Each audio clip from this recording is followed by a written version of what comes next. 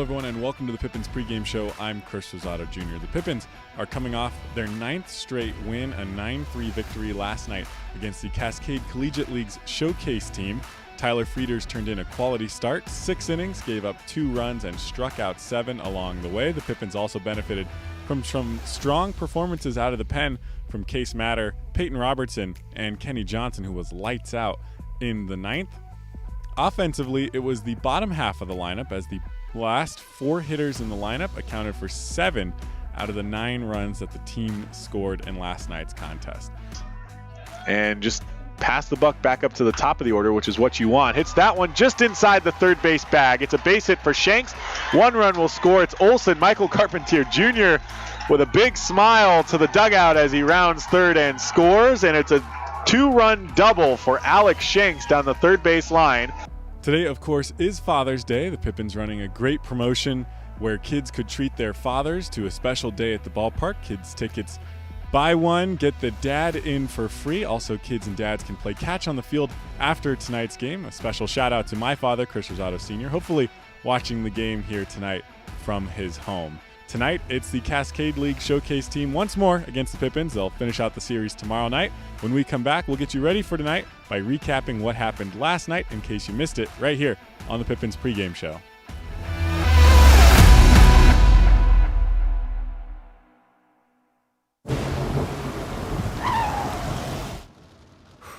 Sure glad we went to Les Schwab. I'm glad the baby's still happy. Well, I'm just glad that along with tires, Les Schwab also does brakes, alignment, and a bunch of other safety services. I mean, if we'd gone to a cheap tire store instead, I'd be a doggone wreck. My thoughts exactly.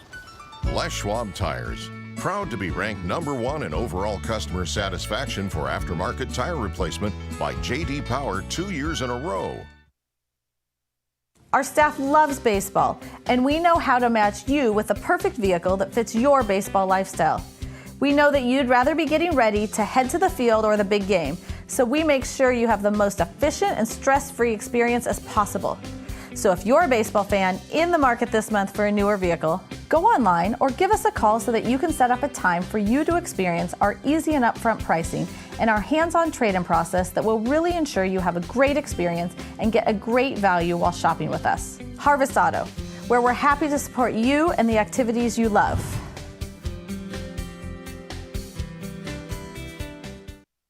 Hello everyone and welcome back to the Pippins pregame show. I'm Chris Rosado Jr. Tyler Frieders made his 2nd start of the season last night and did his part to help his team win. Here's the 1-2. Swing and a miss at a ball in the dirt. Carpentier will scoop it up, throw on over to first. And Michael Ball goes down swinging for the 3rd out. And here's pitch number 10 of the at-bat.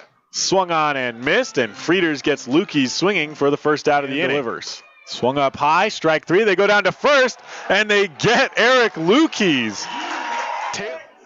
Swung through that one, and Tyler Frieders with his 7th strikeout of the game retires Eric Lukes. Frieders gave up just 3 hits in his 6 innings of work, walking just 3 to go along with his 7 Ks. The scoring started for the Pippins in the bottom of the 2nd inning when Mason Marenko doubled to lead off the inning and scored on some small ball by the Pippins hitters. Tonight, this lineup looks a lot more similar to what we can expect to in regular games as we return to league play. Anthony Garrett with a slow read, but ends up making the catch as he backpedals, and Mason Marenko will tag easily to third. The lineup. Here's the 1-1. Grounds that one to the first baseman, Eric Lukes, who will pick it up and step on the bag. Mason Marenko will score from third, and that's the 1st run of the game for the Pippins. The game was tied heading into the bottom of the 4th inning, but it wouldn't stay that way for long. And just pass the buck back up to the top of the order, which is what you want. Hits that one just inside the third base bag. It's a base hit for Shanks. 1 run will score. It's Olson, Michael Carpentier Jr. with a big smile to the dugout as he rounds third and scores. And it's a 2-run double for Alex Shanks down the third base line. Here's the 2-1. That one gets past the catcher. Running home is Bryce Martin Grudzelanek. He'll slide in safely. It goes off the glove, but Shanks will stay at third as the first base, which will be an obstacle. The 0-2 lines that one through the left side. It's a base hit that will score at least 1.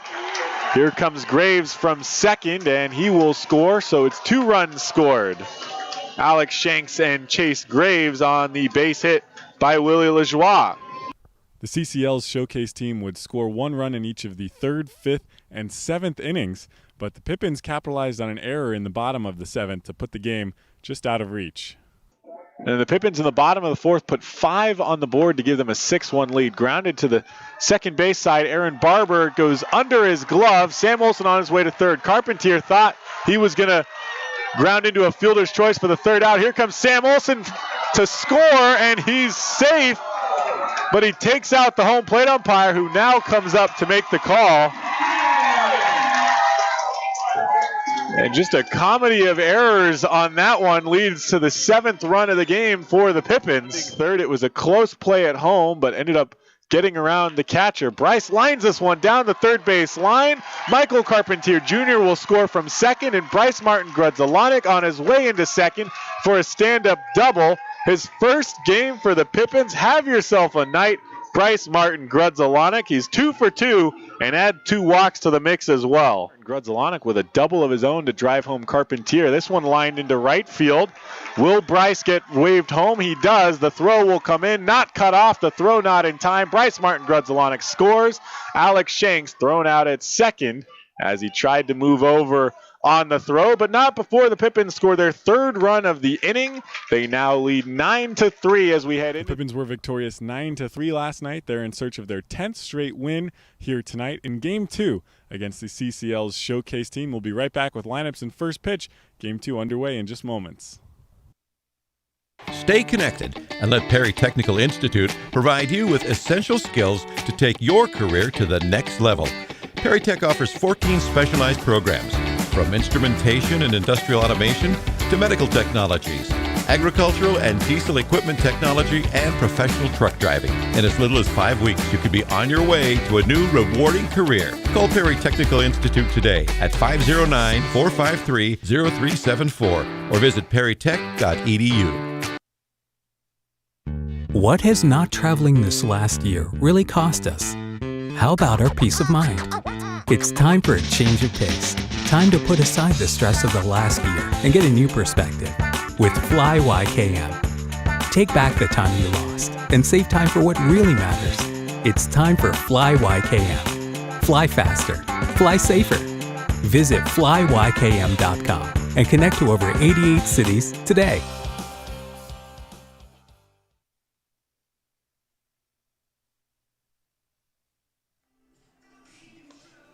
Welcome back to Yakima County Stadium. Chris Rosado Jr. live in the orchard as Kirby Robertson completes his warm-up pitches for the Pippins. He will be starting off on the mound. In league play, he has a 1.50 ERA. He made one start for the Pippins back on Friday night against the Ridgefield Raptors 2 Fridays ago. Pitched 6 innings that time, gave up 3 hits, 3 runs, just one of them earned, walked 2, and struck out 4. The starting lineups for both teams brought to you by the Yakima Herald-Republic. For the best sports coverage in the Yakima Valley, subscribe to the Yakima Herald-Republic, either in print or online. You can subscribe by calling 577-7755. The Yakima Herald-Republic, they tell your stories. For the Cascade Collegiate League All-Stars tonight, Peter King will lead off and play right field. Aaron Barber will DH tonight and hit second. Michael Ball hitting third, playing shortstop. John Taylor will play third base and hit cleanup. Kyle Hennington, new to the team tonight, will play center field and hit fifth. Unsung Yu hitting sixth tonight. He's playing first base. Sam Canton, the left fielder, will hit seventh. Carter Sakamoto behind the plate tonight will hit eighth. And Jonathan Kumai, the second baseman, rounds out the bottom of the order. First pitch taken for a strike by Peter King, and we are underway in Yakima. Time of first pitch, 6:06 p.m. Almost exactly on time. That one taken low for a ball. Defensively for the Pippins, Taylor Holder getting the start out in left field today. Noah Williamson in center field, and Corey Jarrell out in right. As King swings and misses at that one. And he's behind 1-2.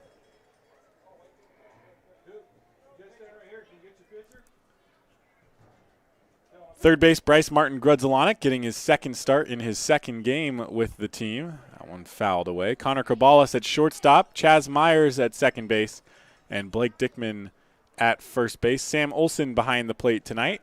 Back behind the plate for the first time since Thursday night.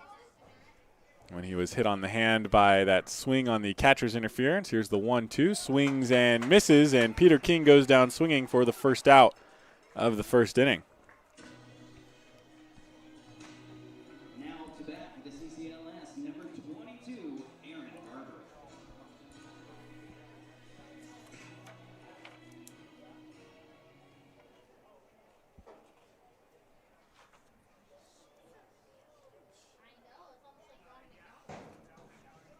First pitch taken by Aaron Barber for a strike. Kirby Robertson so far on a roll to start things off, has thrown just one ball through the first two batters.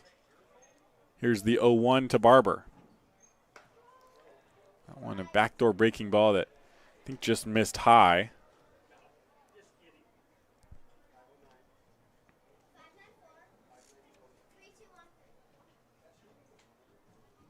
Here's the 1-1. That one fouled off right at the Pippins dugout. There's a hat that flew out of the dugout. I'm not sure if that hit someone or if that flew off in the attempt to escape it.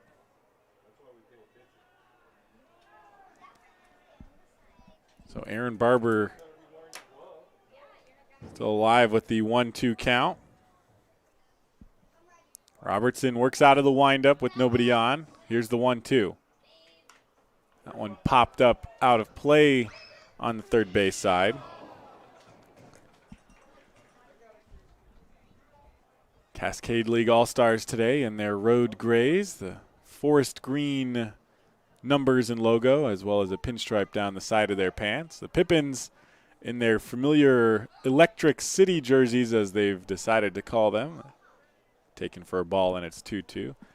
The bright green uniform tops and crisp white pants. They wear the black hats with this jersey combination. Here's the 2-2. That one fouled away again. The players on the team love the jersey combination, and it certainly helps that they've won their last 9 games straight while wearing these exact uniforms. With the slight variation of the pants, while they were on the road, they were gray. That one fouled off the foot of Aaron Barber.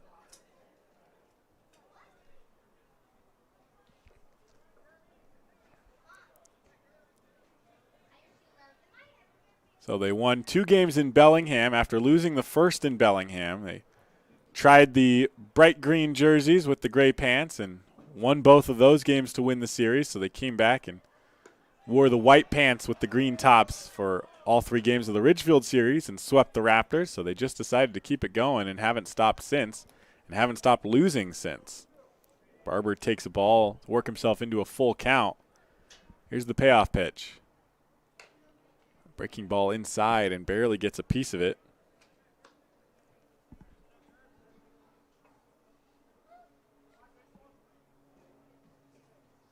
Always a good sign when the home plate umpire runs out of baseballs on the second batter of the game. Here's the 11th pitch of the at-bat. That one misses just low, and they walk Aaron Barber with 1 out.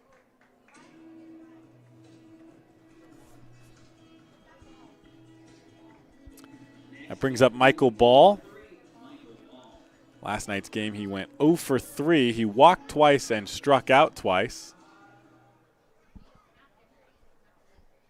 Steps to the plate with 1 out here in the top of the first inning. Pippins hosting the CCL Showcase team for the second game of a 3-game series. They'll finish the series out tomorrow night before leaving for Ridgefield on Tuesday. First pitch just misses off the plate for a ball. Pippins, of course, won last night 9-3. Was a close one through 4 innings. It was 1-1 heading into the bottom of the 4th, and then Pippins added on some runs and added a few more later in the game. That one fouled away.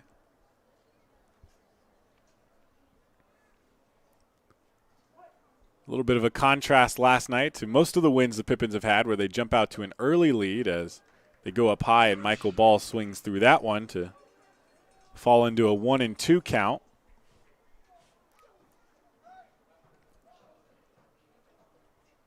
Runner on first, 1 out. here in the top of the first inning.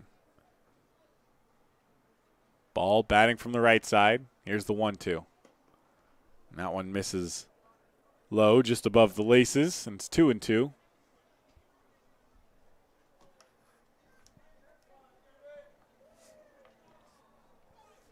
The CCL Showcase team regularly calls up and sends down players. This one popped up in the infield. Chaz Myers will range over and make the catch. And that's out number 2 in the first inning, and that will bring John Taylor to the plate. Left-handed hitter for the Cascade League Showcase team. He went 0 for 5 last night and struck out twice.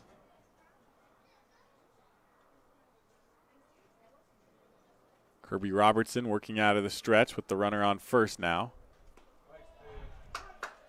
Starts off John Taylor with a strike.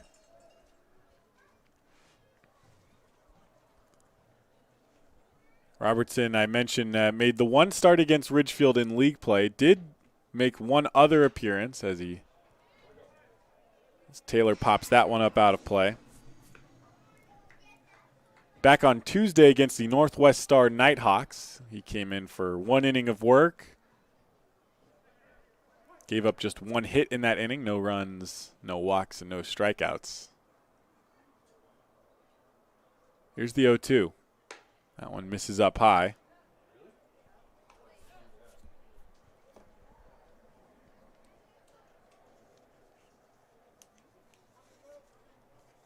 Kirby, one of a number of players who has shown up and been called upon to make a start. Stuck around with the team after that start against Ridgefield. Here's the 1-2. That one misses up high for a ball.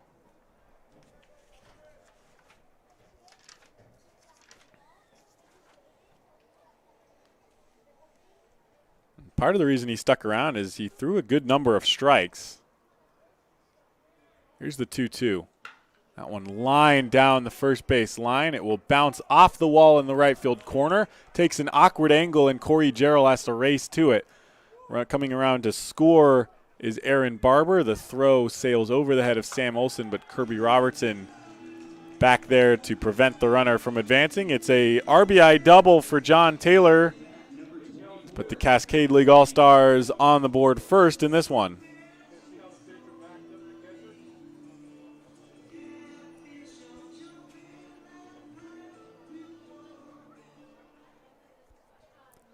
So that will bring Kyle Hennington to the plate. Left-handed hitter, playing center field tonight. Mentioned the CCL Showcase team regularly can call up and send down players from guys that are playing on teams. This one grounded softly to the right side. Robertson to it, underhands it to first. To retire the side, the Cascade League All-Stars do put one on the board. We'll head to the Pippins' first at-bats. They're trailing 1-0. We'll be right back. You're tuned into Pippins Baseball on the Pippins Broadcast Network. Sure glad we went to Les Schwab. I'm glad the baby's still happy. Well, I'm just glad that along with tires, Les Schwab also does brakes, alignment, and a bunch of other safety services. I mean, if we'd gone to a cheap tire store instead, I'd be a doggone wreck. My thoughts exactly. Les Schwab Tires. Proud to be ranked #1 in overall customer satisfaction for aftermarket tire replacement by J.D. Power 2 years in a row. Our staff loves baseball, and we know how to match you with the perfect vehicle that fits your baseball lifestyle. We know that you'd rather be getting ready to head to the field or the big game, so we make sure you have the most efficient and stress-free experience as possible. So if you're a baseball fan in the market this month for a newer vehicle, go online or give us a call so that you can set up a time for you to experience our easy and upfront pricing and our hands-on trade-in process that will really ensure you have a great experience and get a great value while shopping with us. Harvest Auto, where we're happy to support you and the activities you love.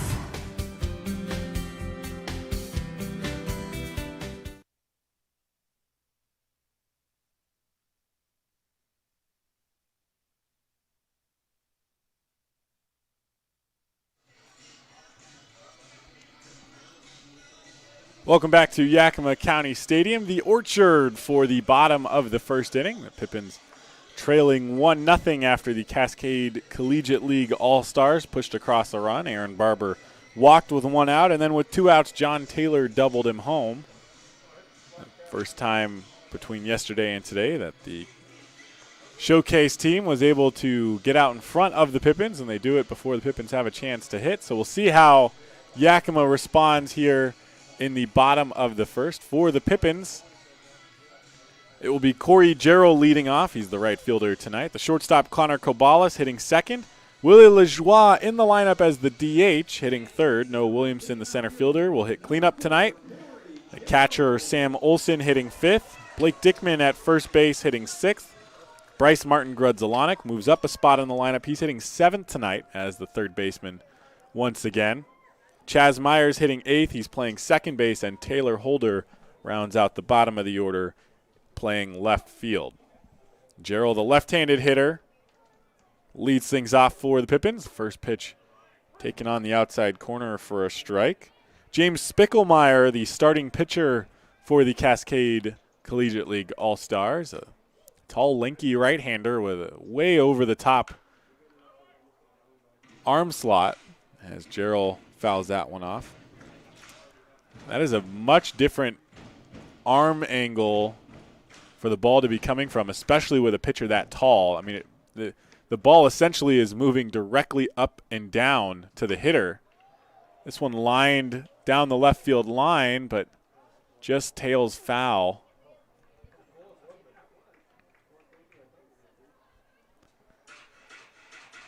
And for basically a half swing, Gerald really sent that one a good distance down the left field line.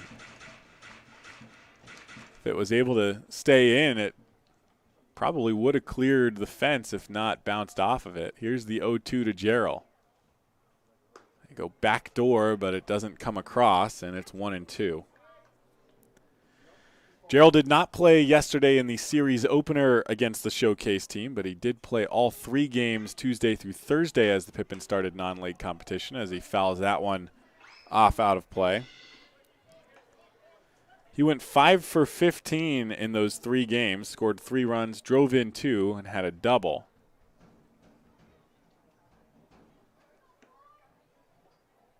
Also got a great arm and has made some fantastic plays out in right field, both with his glove and his arm. Takes that one outside, and it's ball 2.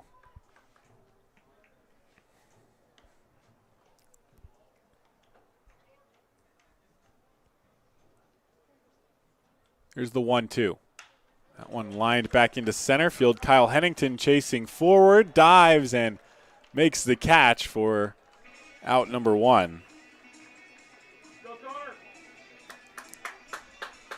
That will bring Connor Cobalis to the plate. Last night went 0 for 2, but he walked 3 times in his first 3 plate appearances. Unfortunately, was stranded on base all 3 times he reached. One of the few Pippins batters to reach base and not score. Here's the first pitch to him. That one inside and moves his shoulder out of the way to take ball 1.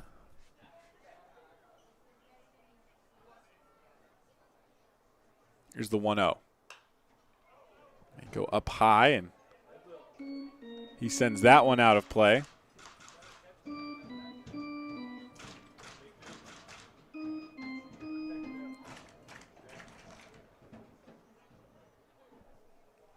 Spickelmeyer in the windup. Here's the 1-1. Breaking ball up high and stays up high. It's 2-1.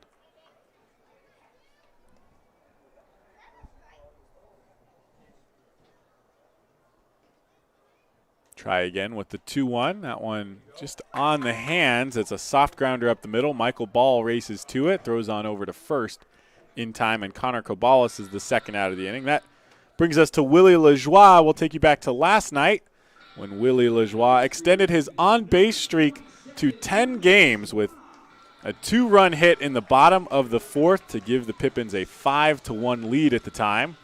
Fantastic way to extend an on-base streak.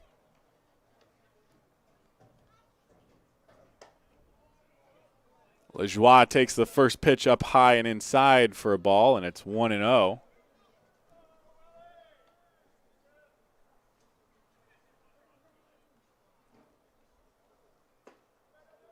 That one misses just below the knees, and it's 2-0. I've talked about this before with a different team and a different pitcher, but when you have a taller pitcher with that arm slot where the ball comes out of the hand above his head as Lajoie swings through that one, it's not just difficult because of the angle for the hitters, it's also a lot harder to get calls at the bottom of the strike zone out of umpires. Here's the 2-1. Pops that one up out of play. Because the ball is moving much more sharply from top to bottom. So a pitch that crosses the strike zone at the knees potentially will be caught almost near the dirt. That one popped up out of play as well, and Lajoie stays alive with a 2-2 count.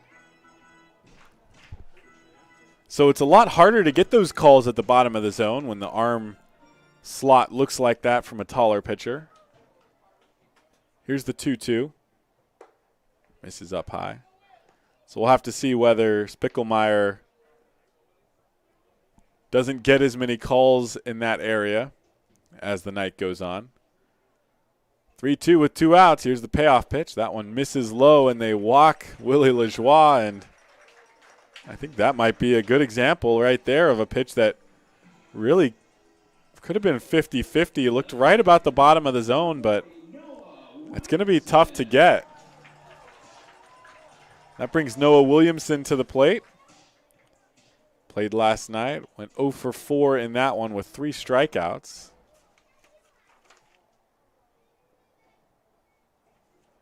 Here's the first pitch to Williamson. One taken for a ball. Not sure if that was outside or. Lajoie leads off on first. 2 outs in the bottom of the first inning. The Cascade League All-Stars struck first and lead 1-0. Here's the 1-0. Swings and grounds that one to the left side. Michael Ball will take it to second for the easy out, and the Cascade League All-Stars get out of the first without giving up a run. They lead 1-0 as we head to the second. We'll be right back. You're tuning in to Pippins Baseball on the Pippins Broadcast Network.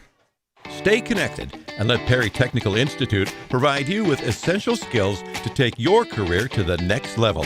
Perry Tech offers 14 specialized programs, from instrumentation and industrial automation to medical technologies, agricultural and diesel equipment technology, and professional truck driving. In as little as 5 weeks, you could be on your way to a new rewarding career. Call Perry Technical Institute today at 509-453-0374 or visit perrytech.edu.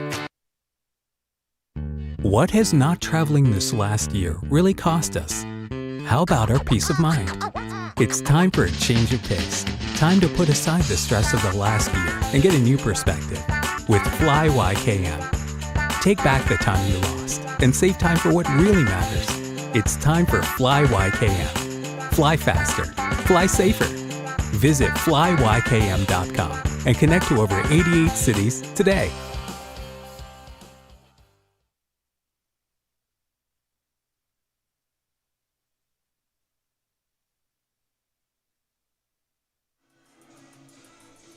Welcome back to Yakima County Stadium. Chris Rosado Jr. Happy to have you along, bringing you live video coverage for every Pippins home game this season, and also live audio coverage over on Mixlr for every game this season, including the away games when the team takes off for Ridgefield. I'll be right there with them and right there with you in your home or car or wherever you like to listen.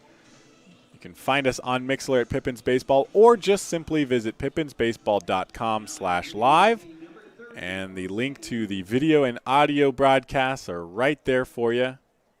We head into the top of the second inning. Cascade Collegiate League All-Stars leading 1-0. Eun-Sung Yu will lead things off for the showcase team. He went 0 for 4 last night with a strikeout. The first pitch to him starts off with a breaking ball in there for a strike.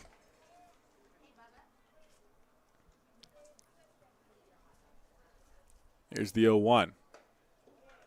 Swings through that one, and he's quickly behind 0-2. Robertson has a healthy mix of fastballs and curveballs that he'll throw in and pitch.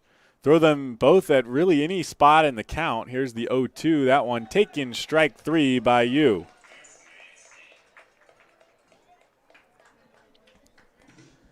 That will bring Sam Canton to the plate.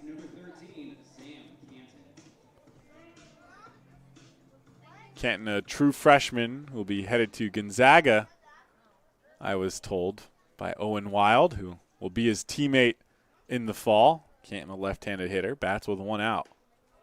Taken just off the outside corner for a ball. Canton, one of the few players that the showcase team has called up for today's game. Did not play yesterday, was not with the team yesterday, but here today. Here's the 1-0. That one hit hard up the middle. Sliding stop made by Myers, who gathers himself and throws on over to first to retire Canton for the second out of the inning.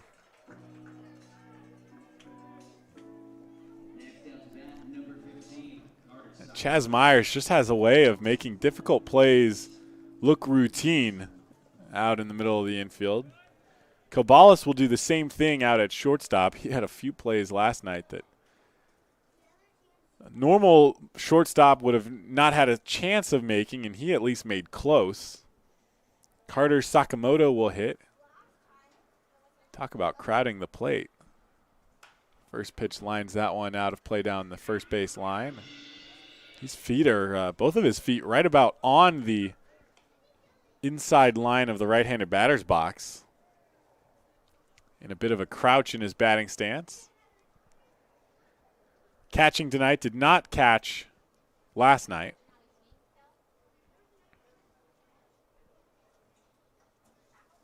Here's the 0-1 from Robertson. They go inside corner, taken for a strike. That's the drawback to crowding the plate so much, is there's no way you're going to hit that pitch, and it almost hits you, but it's still a strike. So 0-2 for the catcher, Sakamoto, with 2 outs. They go outside, and Sakamoto holds off. It's 1-2.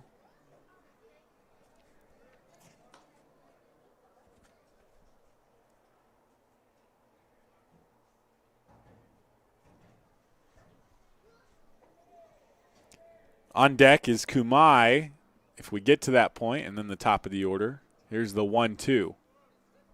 Sakamoto lines that one to second base. Chaz Myers will make the basket catch and send his team to the dugout to bat. Pippins will bat in the bottom of the second, trailing 1-0. We'll be right back. You're tuned into Pippins Baseball on the Pippins Broadcast Network. Who knew it was so difficult to find the right bank? I know. It's so confusing. Checking out your banking options? Oh, sounds overwhelming. The calm uncertainty. Enough! With Banner Bank, it's easy to manage your finances, and help is here when you need it. Be gone, Cloud! Oh! Wait! Built for action, built for banking. Banner Bank. If we win the lottery, we'd remodel our home. We'd start with the kitchen.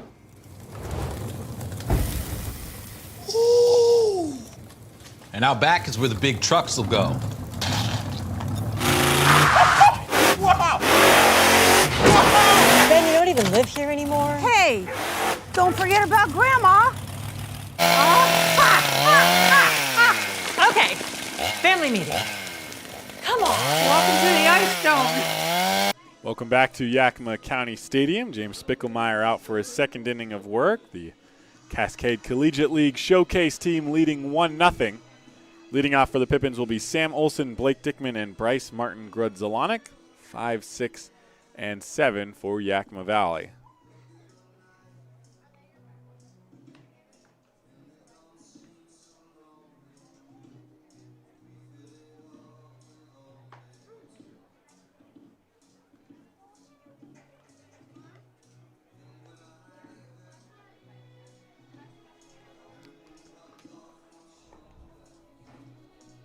Sam Olson, who we've talked a little bit about last night.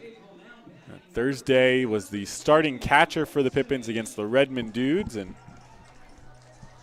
had his glove knocked off his hand by the swing of Davis Miller, who was swinging late on a fastball, and Olson had just stuck his hand out thinking Miller wouldn't swing.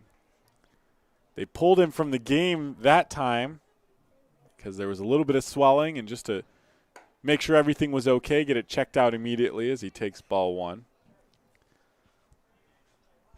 Especially because it was a non-league play, no reason to test it. So he was pulled out of that game, but came back last night.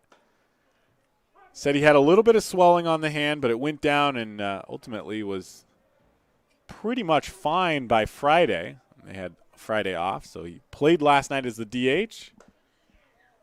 Asked him about his hand today as he takes ball 2, and it's 2-1. And he said, yeah, it felt fine after hitting yesterday, had no issues, and so he's back behind the plate tonight. Here's the 2-1.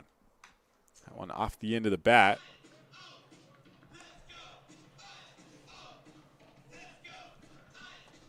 Last night he did go 0 for 3, but he scored 2 runs. Reached on an error one time and walked one time and scored both of those instances. Swings and misses that time and goes down swinging.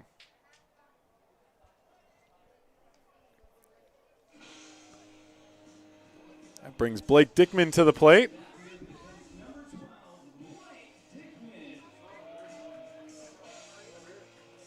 Dickman did not play last night, did play all 3 games of the series against the Nighthawks Tuesday and Wednesday and against the Dudes on Thursday. He went 4 for 16 over those 3 games. Swings and misses at the first pitch. He's behind 0-1. A great benefit to how well the Pippins played over those 3 games is everybody got a lot of at-bats. 16 at-bats over 3 games. Nothing to scoff at. Softly grounded up the middle, but the middle infielders were playing closer to the line, so that's a base hit for Dickman as it trickles into center field.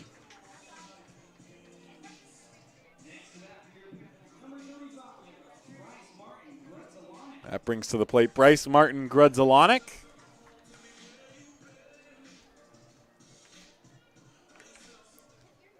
Who, if you saw the pregame show, was a big part of the 9-3 victory in his first game with the team last night. First pitch bounces underneath the glove of Sakamoto. Dickman will move to second.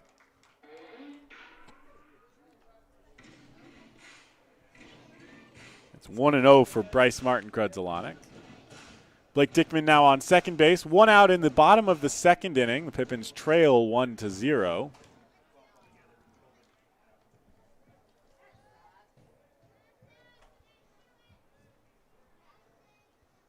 There's the 1-0. That one apparently misses just off the outside corner, and it's 2-0. I think that was caught kind of awkwardly by Sakamoto.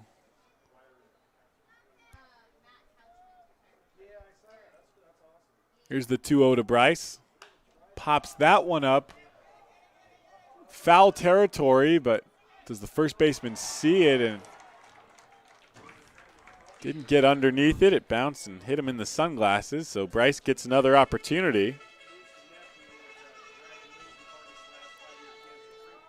After that one got lost up in the sky.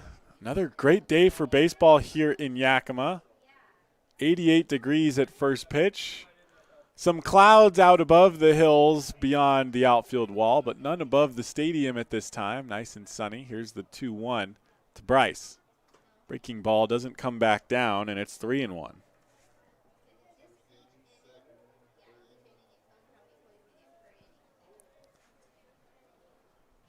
The wind a lot calmer today. It was certainly a part of the game last night. Much less so tonight. Here's the 3-1. That one misses up high, and Bryce walks for the 3rd time in 2 games.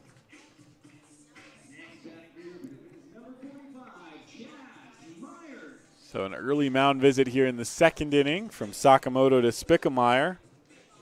That will bring Chaz Myers to the plate. Myers also didn't play last night, but played in 2 out of the 3 games Tuesday through Thursday. Went 2 for 6, scored 4 runs, drove in 3 RBI, and was hit 3 times.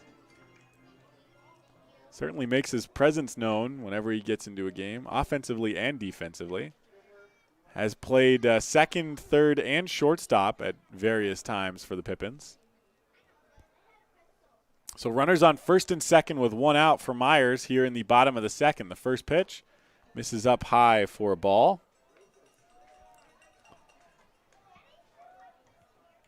Third baseman John Taylor plays right about the cut of the grass on the infield.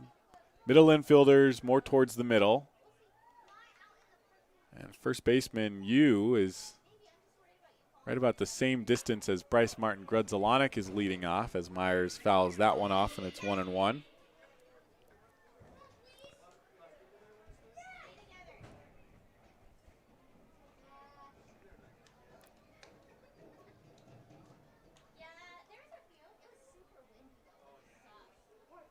So 1 ball and 1 strike for Chaz Myers with runners on first and second. One misses outside, but Sakamoto keeps it in front of him, and Dickman holds off on second. Myers, who will be a sophomore at the University of the Pacific in the fall. Certainly made himself a valuable part of this team so far. The 2-1 also misses in the dirt.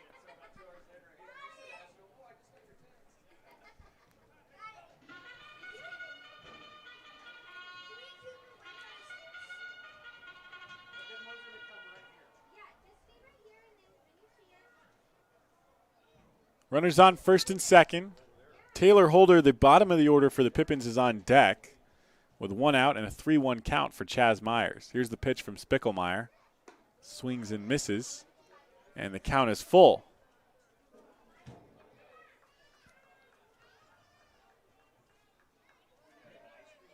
Kenny Johnson makes a baseball delivery for home plate umpire Jordan Smart.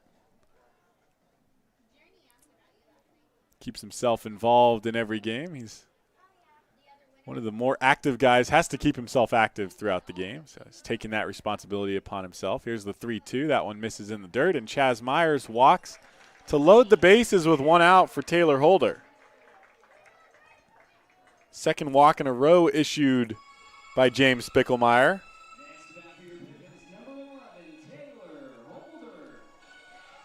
And if you've been watching the Yakima Valley Pippins play baseball over the last week or so, this is a very familiar sight. A couple of walks to load the bases. Pippins were very active out of the bottom of their lineup last night. The bottom 4 hitters scored 7 out of the 9 runs that the Pippins scored. So they can produce out of just about any spot in the lineup when they need to. Here's the first pitch to Holder. That one misses high and outside.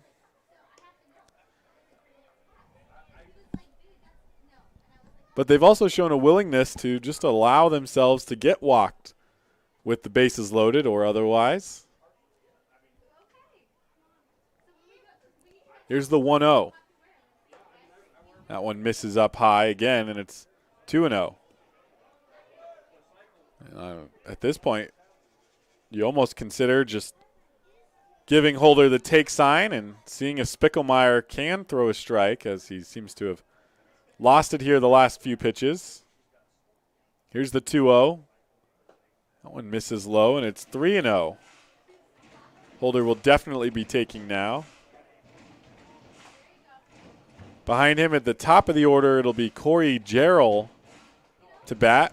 If we get to that point. Bases loaded with 1 out in the bottom of the second. Pippins yet to score. They trail 1-0 against the Cascade Collegiate League showcase team.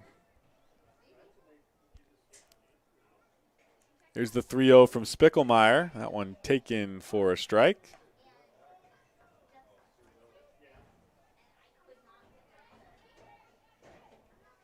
So he'll dig back in with a 3-1 count this time.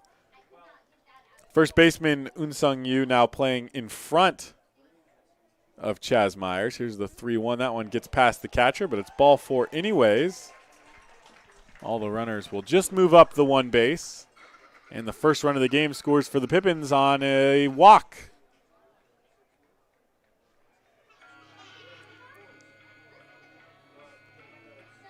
And that's what I mean. The hitters not over-eager, well disciplined on this team. certainly in part to the coaching staff here, head coach Kyle Crustangel. So if you're going to throw balls to these batters, they're going to take them. They don't feel the need to put the ball in play if you're not throwing them strikes. They will gladly walk with the bases loaded.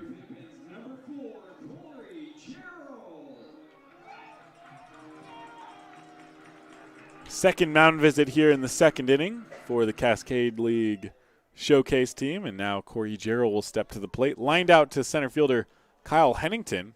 A diving catch made by Hennington to start the game. Here's the first pitch to Jarrell. That one hits him on the knee. And doesn't show it, but that had to hurt a little bit. So the second run scores without a ball being put in play since Blake Dickman, the first batter to reach base in the inning.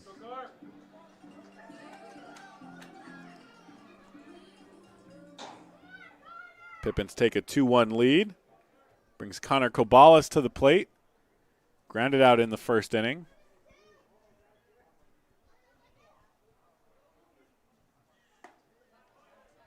Takes the first pitch just off the outside corner for a ball. He walked 3 times last night. Pippins would not be against seeing a fourth one here. Takes that one in the left-handed batter's box for ball 2.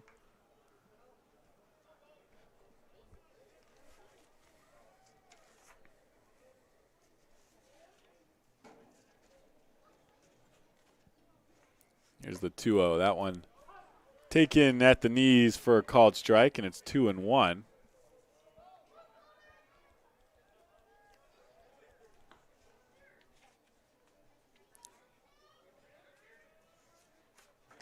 Two-one swung on and missed, and Connor Kobalas with a 2-2 count with 1 out and the bases loaded here in the bottom of the second inning.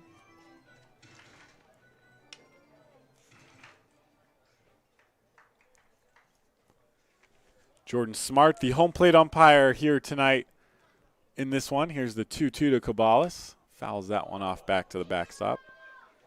Smart was the home plate umpire in the first and third games of the series against Corvallis when the Pippins defeated the Knights 10-1 in both of those games. Here's the 2-2. That's one lined into right center field. Peter King will make the catch, but tagging from third is Chaz Myers. Will get there easily. The throw goes to third, but the throw not on target, and Taylor Holder successfully tags up to third as well. And Jarrell rides the coattails to second on the sacrifice fly by Connor Kobalas. That brings Willie Lajoie to the plate for the second time today.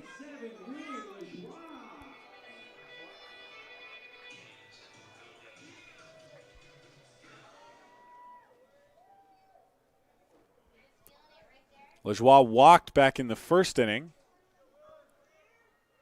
First pitch to him taken up high for a ball.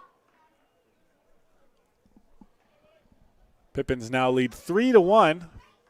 Scored 3 runs so far in the bottom of the second inning. Here's the 1-0 to Lajoie. That one taken for a called strike.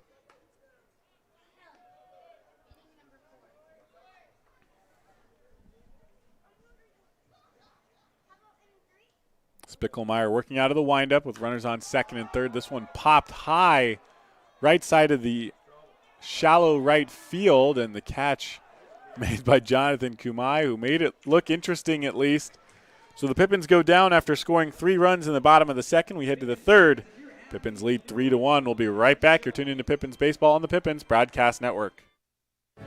Be an energy efficiency hero. Install high-efficiency natural gas equipment, and you can be just like Cascade's most energy-efficient player of the game. Match his ERA of $710. Put some runs on the board by upgrading your furnace, improving your home's insulation, and switching to a condensing tankless water heater. Cascade's bench is deep with both residential and commercial incentives. Check them out at our website or give us a call and be an energy efficiency player of the game. What's worse than standing in line at concessions? Now you can satisfy your appetite while remaining in your seat. With the mobile app Fan Food, you simply select Express Pickup and order your food. It is that simple. You deserve a VIP experience. Download Fan Food today.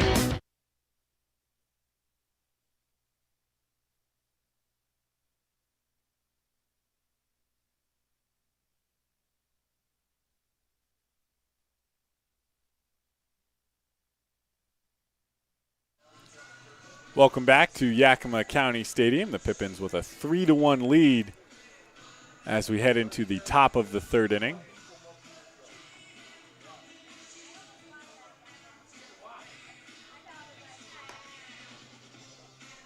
Kirby Robertson finishing up his warm-up pitches here in the third inning.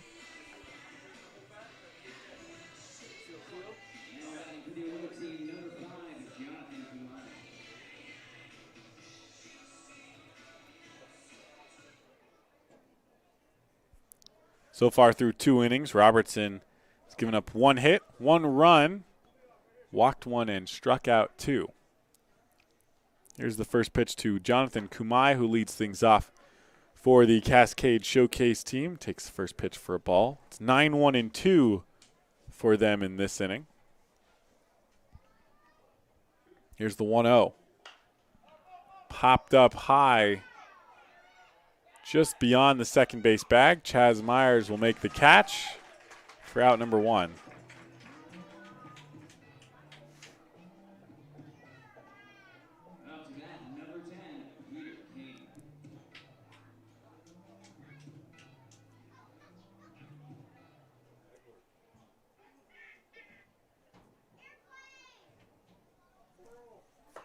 First pitch to Peter King, the top of the order. It's taken for a ball.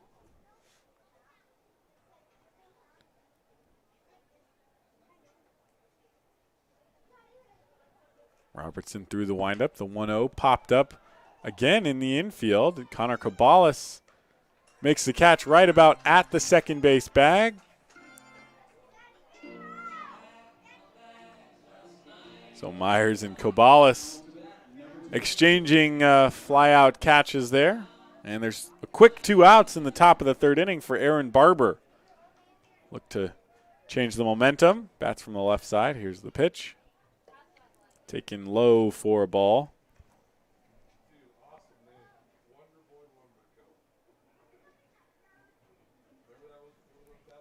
Here's the 1-0. That one lined out of play just beyond lefties down the third base line. And it's 1-1.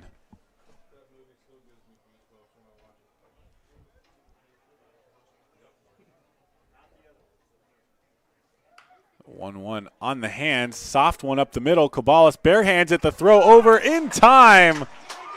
A terrific play by Connor Cabalas. Who needs a glove when you've got hands like that? We head to the bottom of the third. Pippins lead 3-1. You're tuned into Pippins Baseball on the Pippins Broadcast Network. Sure glad we went to Les Schwab.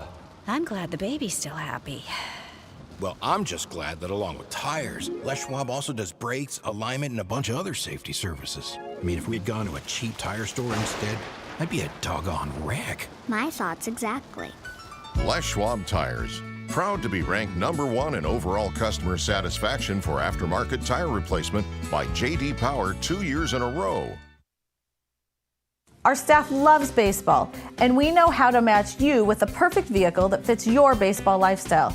We know that you'd rather be getting ready to head to the field or the big game, so we make sure you have the most efficient and stress-free experience as possible. So if you're a baseball fan in the market this month for a newer vehicle, go online or give us a call so that you can set up a time for you to experience our easy and upfront pricing and our hands-on trade-in process that will really ensure you have a great experience and get a great value while shopping with us. Harvest Auto, where we're happy to support you and the activities you love.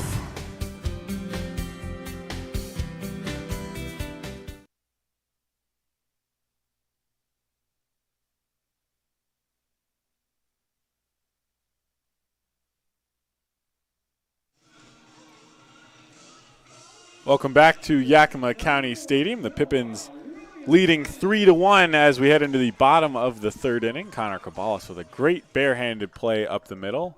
Helped Kirby Robertson send the Cascade League Showcase team down in order in the top of the third. The first pitch taken for a called strike by Noah Williamson, who leads things off here in the third. Grounded out into a fielder's choice to end the first inning for the Pippins. It's 4, 5, and 6 here in the third.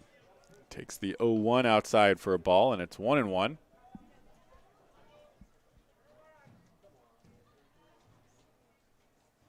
Here's the 1-1. That one hit hard, but just a little high into center field, and Kyle Hennington will range to his left and make the catch.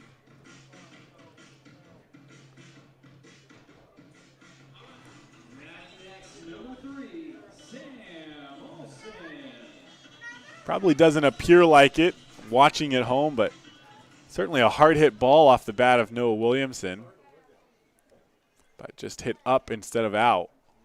Here's the first pitch to Sam Olson, taken for a ball outside.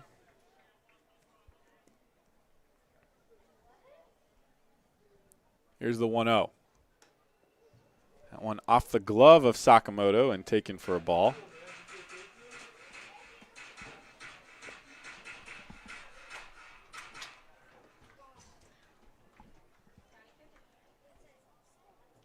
The 2-0 taken inside for a called strike.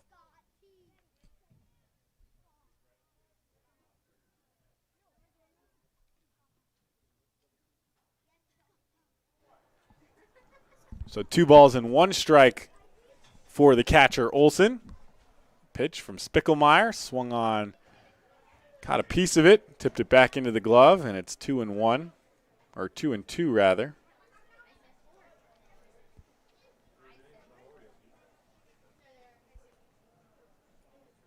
Here's the 2-2.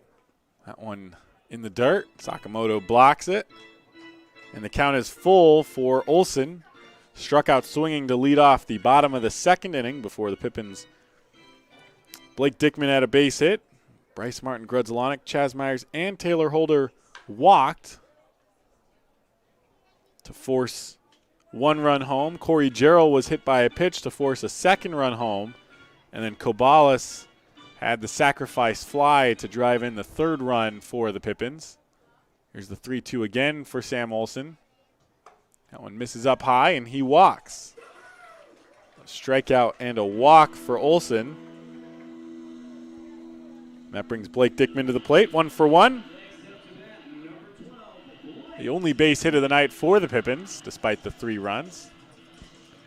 Kind of echoes back to last night when Pippins actually only had 7 hits in the game, scored 9 runs. We're tied in hits with the Cascade League All-Stars with 7 hits. As Dickman swings and misses at the first pitch.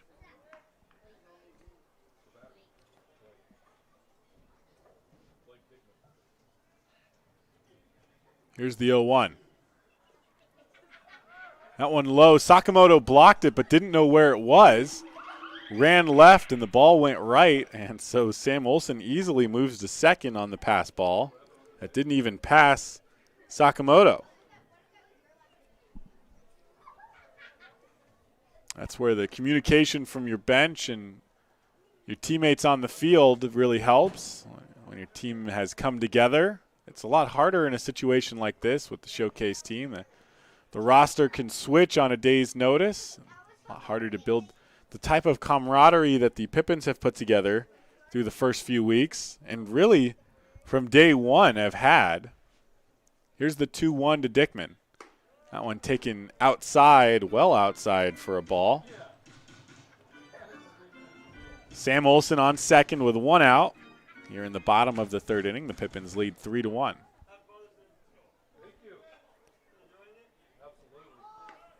Olson takes off. The ball 4 taken by Blake Dickman, and runners are now on the corners after Sam Olson takes third without so much of a look from the defense.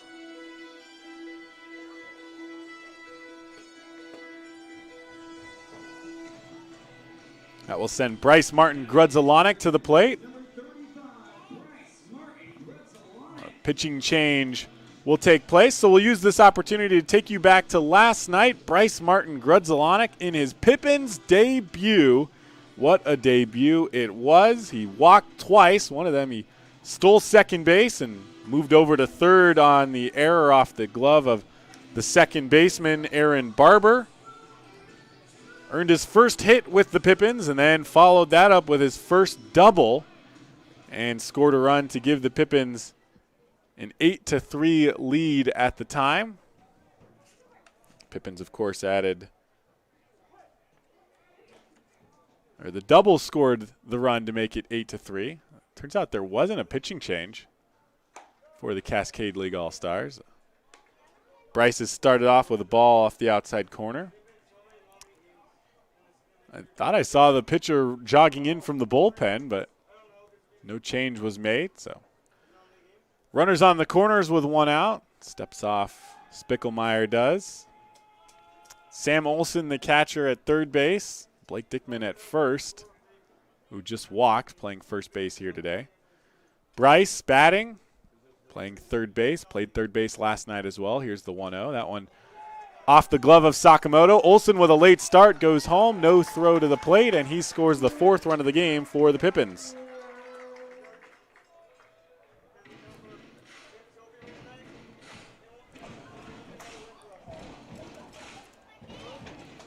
So Sam Olson walks, moves to second on the pass ball, takes third, and scores on the pass ball. That's why every opportunity can turn out to be important. Otherwise, he'd be standing on second, if not third at this point. Here's the 2-0. Taken up high for a ball, and it's 3-0. Bryce, who walked in his first plate appearance again here tonight,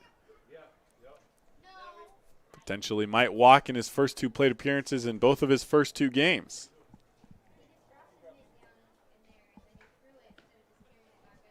Here's the 3-0. Swing and a miss. Big swing from Bryce, and it's 3-1 to him.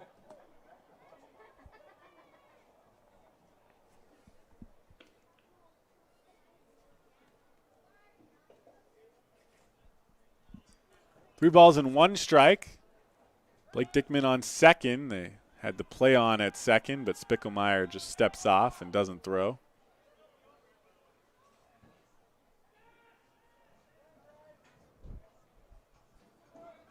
One out. Runner on second. Pippins have added one here in the bottom of the third. The 3-1 misses up high, and Bryce Martin Grudzalonic walks, the third batter in a row to walk. The second straight inning with 3 straight walks for the Pippins, and okay, now they have to be making a pitching change. Head coach Ben Kruger out, takes the baseball and sends Spickelmeyer on his way. So they will make a change as Chaz Myers will step to the plate. We'll step away for just a moment. We'll be right back. You're tuned into Pippins Baseball on the Pippins Broadcast Network. Stay connected and let Perry Technical Institute provide you with essential skills to take your career to the next level. Perry Tech offers 14 specialized programs, from instrumentation and industrial automation to medical technologies, agricultural and diesel equipment technology, and professional truck driving. In as little as 5 weeks, you could be on your way to a new rewarding career. Call Perry Technical Institute today at 509-453-0374 or visit perrytech.edu. What has not traveling this last year really cost us? How about our peace of mind? It's time for a change of pace. Time to put aside the stress of the last year and get a new perspective with Fly YKM. Take back the time you lost and save time for what really matters. It's time for Fly YKM. Fly faster. Fly safer. Visit flyykm.com and connect to over 88 cities today.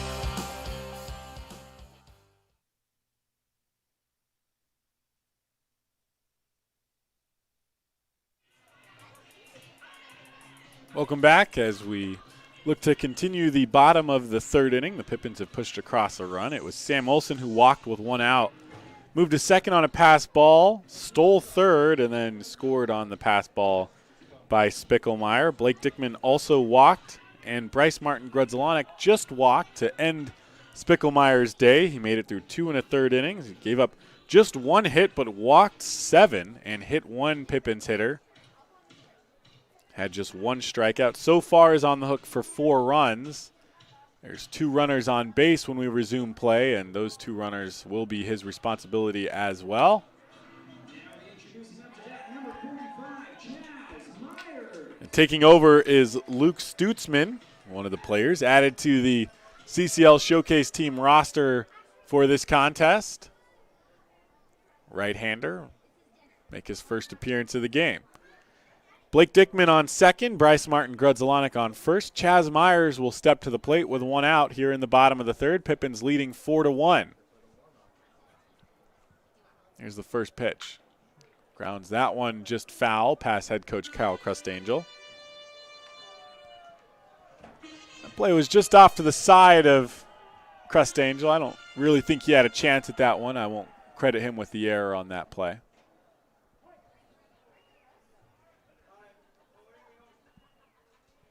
Here's the 0-1 to Myers. That one at the knees taken for a strike, and he's behind 0-2. Stutzman, a little bit of zip on that fastball.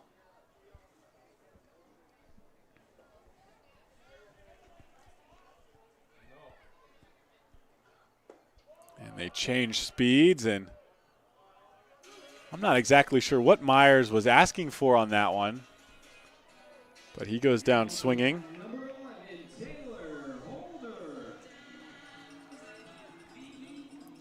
I don't know if he thought he got a piece of the glove of Sakamoto, or maybe he thought he saw a balk out on the mound. It was tough to tell from the hand signals he was using. There's the first pitch to Holder, taken in the dirt, and Sakamoto keeps it out in front to keep the runners where they are.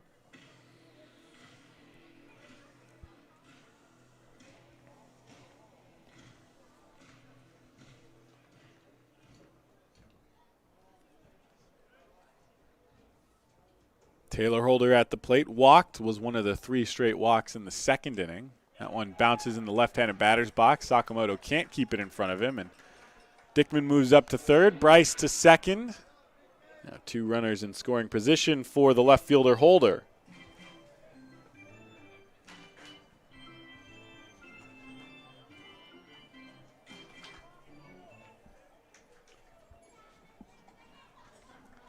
Two balls and no strikes for Taylor Holder with the runners on second and third. And 2 outs here in the bottom of the third inning.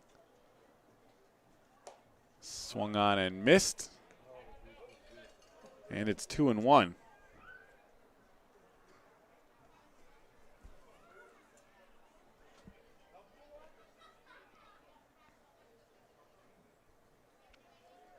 Stutzman set. Here's the pitch. That one misses pretty far outside. Sakamoto tried to bring that back over the plate, but rightfully called a ball, and it's 3-1.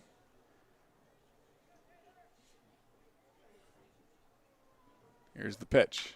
That one took an awkward hop. It's skied, caught by the shortstop. The throw gets away from the first baseman, and Taylor Holder reaches, and both runs score on the throwing error. That one took an awkward hop out in front of the plate that turned it into a high chopper for the shortstop Michael Ball, who really didn't have a chance to make the play but tried anyways, and 2-hopped it to the first baseman Unsung Yu. It wasn't able to field it cleanly, went all the way to the backstop, and Bryce Martin Grudzelanek scored from second. Here's the first pitch to Corey Jarrell, taken outside, a delayed steal from Holder, and he's safe at second after Michael Ball can't hold on to the ball. A delayed steal was on with Corey Jarrell, the left-handed hitter, and even then they almost had Holder hung out to dry. If that ball had been fielded cleanly by Michael Ball. Here's the 1-0. Fouled back to the backstop, and it's 1-1.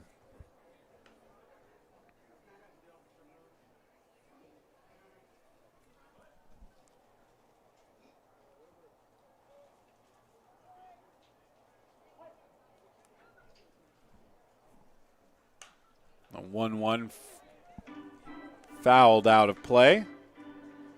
And it's 1-2.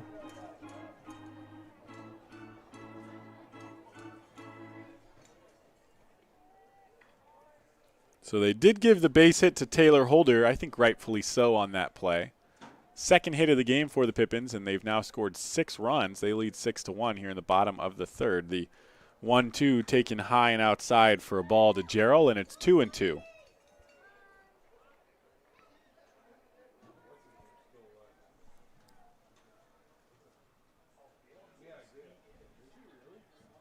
Two outs. Taylor Holder on second. Starts to take off for third, but now stops. The 2-2 misses high and outside again, and it's a full count for the right fielder, Gerald. Lined out in the first, was hit by a pitch in the second.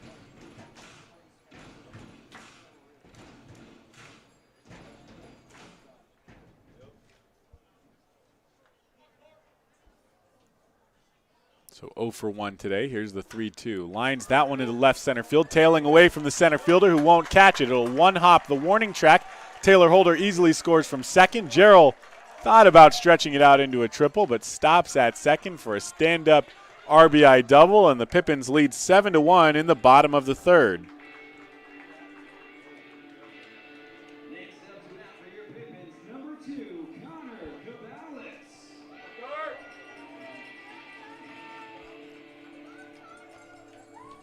Connor Cabales will hit for the third time today. Grounded out back in the first. Had a sacrifice fly in the second. Was the only person to actually put the ball in play to score a run for the Pippins in the second inning. As the other 2 runs in that inning scored on a bases loaded walk and a bases loaded hit by pitch. Takes the first pitch for a strike. Here's the 0-1. Swings at that one and lines it into shallow center field. That won't be caught. Gerald waved around. He will score as the throw comes up the line, and Connor Cabales with an RBI base hit. Sakamoto looks like he twisted his ankle fielding that one up the line.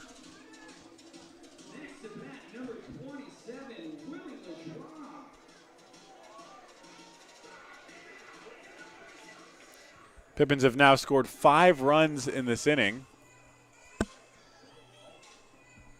And that brings Willie Lajoie to the plate, the 9th hitter of the inning for the Pippins. James Spickelmeyer started this inning.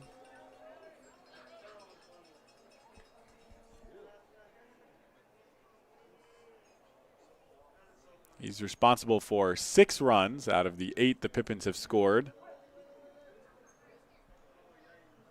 Here's the first pitch to Lajoie. Pulls that one down the third base line. Taylor fields it cleanly, and the throw across the diamond is on line. So Willie Lajoie grounds out to end the third, but not before the Pippins score 5 to take an 8-1 lead as we head to the fourth. We'll be right back. You're tuned into Pippins Baseball on the Pippins Broadcast Network. Who knew it was so difficult to find the right bank? I know. It's so confusing. Checking out your banking options? Oh, sounds overwhelming. Become uncertainty! Enough! With Banner Bank, it's easy to manage your finances, and help is here when you need it. Be gone, Cloud! Oh! Wait! Built for action, built for banking. Banner Bank. If we win the lottery, we'd remodel our home. We'd start with the kitchen.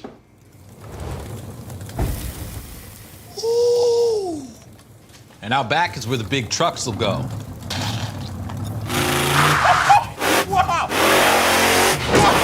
Ben, you don't even live here anymore? Hey, don't forget about Grandma. Okay, family meeting. Come on. Welcome to the Ice Dome. Welcome back to Yakima County Stadium. Kirby Robertson will head back out for a 4th inning. The first 3 going pretty well so far, if I may say so myself. Through 3 innings, he's given up just 1 hit, has surrendered a run, walked 1, and has struck out 2 thus far.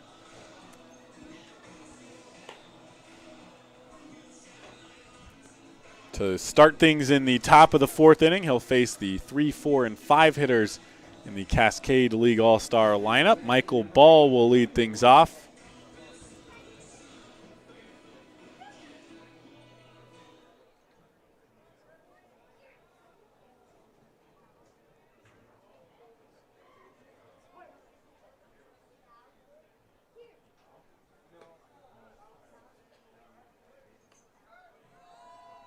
First pitch taken for a ball by Michael Ball. Here's the 1-0 from Robertson.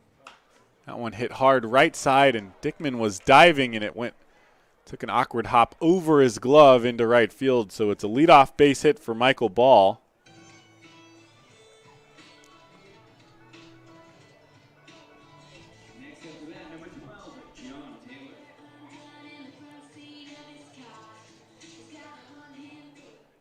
Well, it is Father's Day here at the ballpark. As John Taylor steps to the plate. Some Taylor Swift music echoes throughout the ballpark, as is walk-up music here today. First pitch taken on the outside corner for a strike. Nice little dad joke from our walk-up music operator here at Yakima County Stadium. One of the best game day crews in the West Coast League. Here's the 0-1. That one taken just low below the knees for a ball, and it's 1-1 to John Taylor.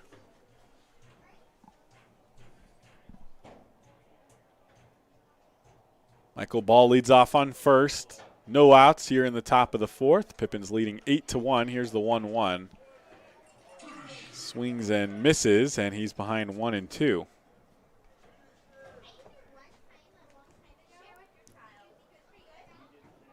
Taylor, left-handed hitter, went 0 for 5 last night, but in the first inning had an RBI double to score the lone run of the game for the showcase team.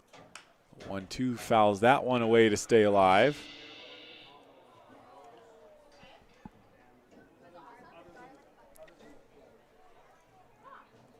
The shadows from the sunshades up above the grandstands on the third base side have moved past the pitcher's mound now, almost shielding the eyes of the first baseman holding on the runner. Here's the 1-2. That one taken outside for a ball, and it's 2-2.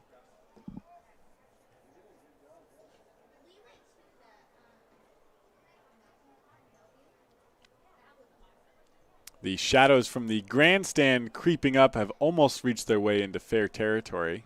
Here's the 2-2. And that one, they get him to swing and miss on the outside corner. He goes down swinging for out number 1 in the fourth.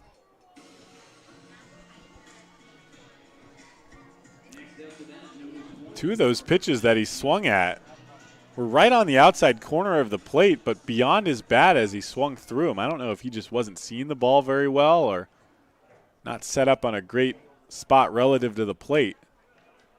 That pitch in there on the outside corner for a strike to Kyle Hennington, who bats with 1 out, and Michael Ball leading off on first.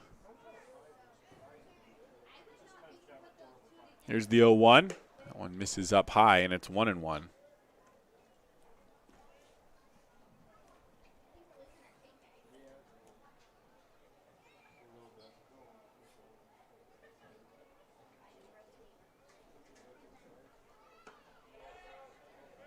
Kirby Robertson tries to paint the corners on that one, but not given to him, and it's 2-1.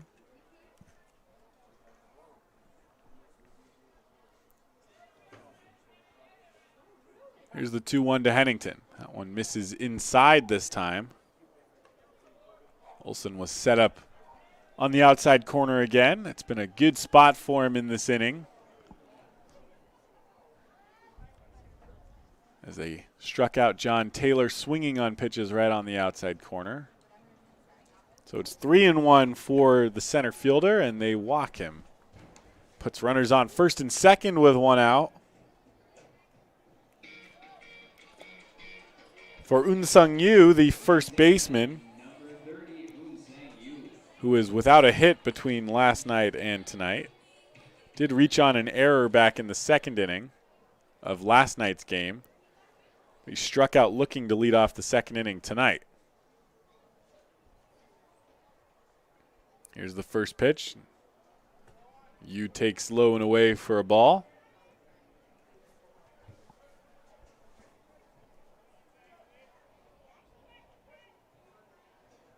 Robertson set, looks back at second. Here's the 1-0. That one over the outside corner, but low and taken for a ball.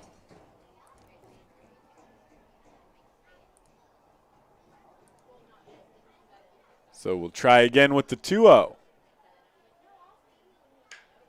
That one inside on the hands, slow up the middle. Kobalas fields it with his glove.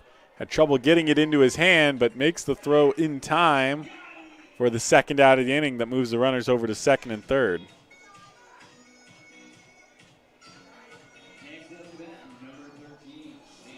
Sam Canton will bat.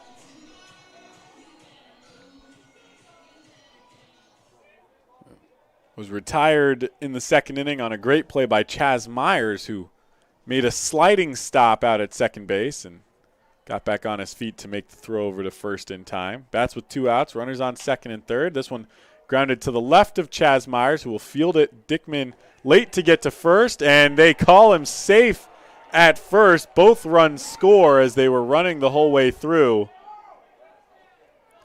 And Eric Swift, the field umpire, now having a conversation with Blake Dickman. That was an awkward play for sure. Head coach Kyle Crustangel going to see if Eric Swift is willing to talk things over with him.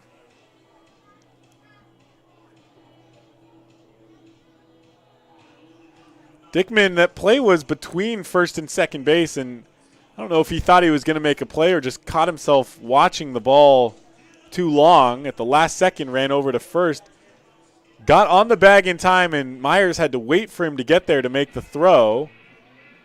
But I thought they got Canton by about a step. We'll see if Swift asks Jordan Smart, the home plate umpire, for some help. Judging from head coach Kyle Crustangel's body language here, does not look like he's getting the answers he would like, which is just ask for help. I mean, it really doesn't hurt anyone to ask for help because this is a 2-run swing as there were runners on second and third when the play began.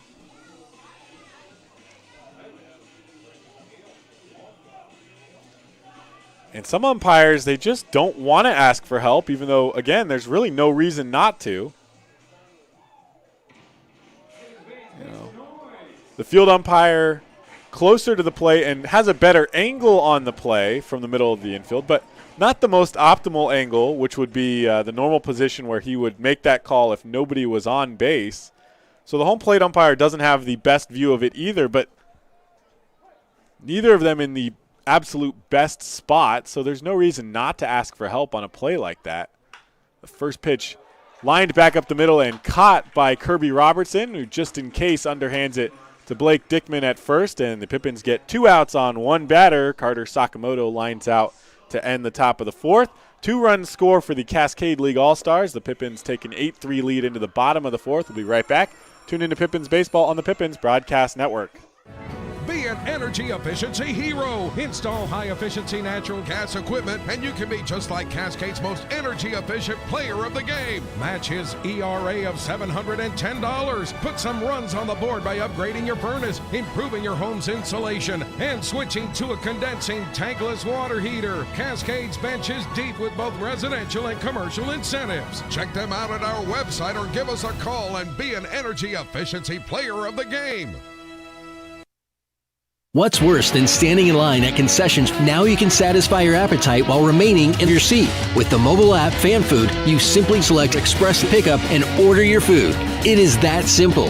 You deserve a VIP experience. Download Fan Food today.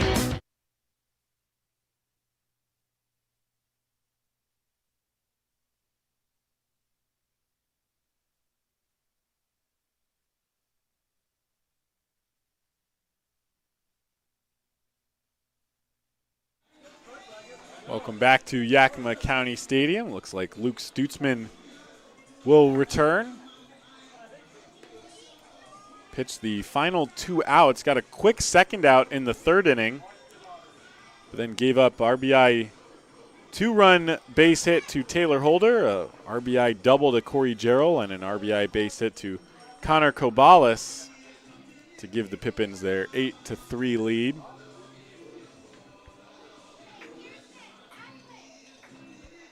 So Noah Williamson, who led off the third inning, will lead off here in the fourth after the Pippins sent 9 batters to the plate in the third inning.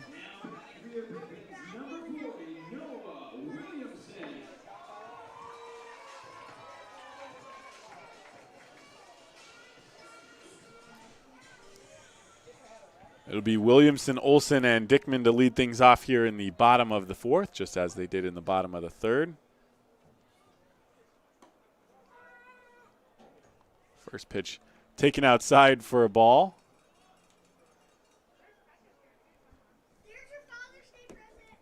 Stutzman works out of the windup with nobody on here in the fourth as Williamson takes one up at the eyes for ball 2, and it's 2-0.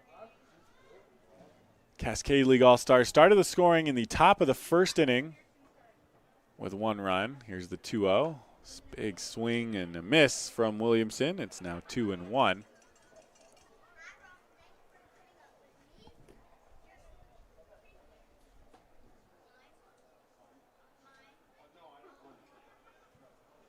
Pippin scored 3 runs in the second and 5 in the third, and that's a big hit from Noah Williamson to deep left field. Sam Canton can't do anything but watch it go, and Noah Williamson makes it 9-3 with just an absolute moonshot. I think that ball bounced across the street from Yakima County Stadium.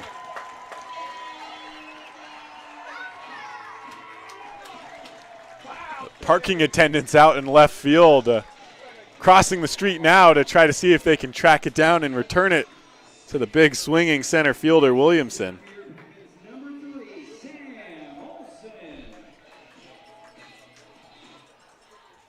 First pitch to Sam Olsen, taken outside for a ball.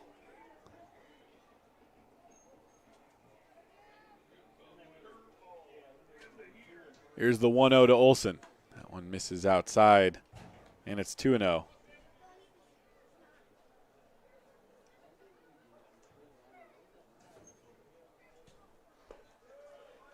That one taken below the knees, and Olsen quickly with a 3-0 count, following the big leadoff home run by Noah Williamson.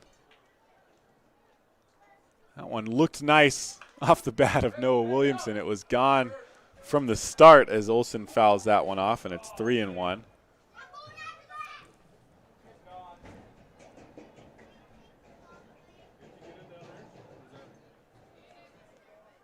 A 3-1 lined into center field.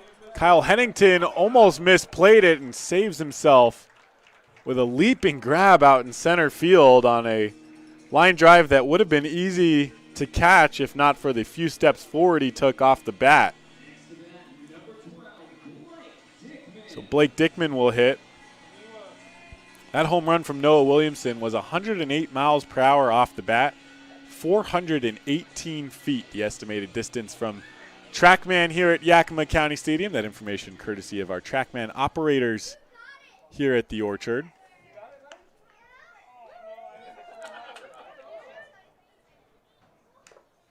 Dickman fouls the first pitch off. So that home run from Williamson, neither the hardest hit or furthest hit, but man, did that one look pretty as he sailed that one out into left field. Here's the 0-1 to Dickman. And that one taken up at the helmet, and it's 1-1.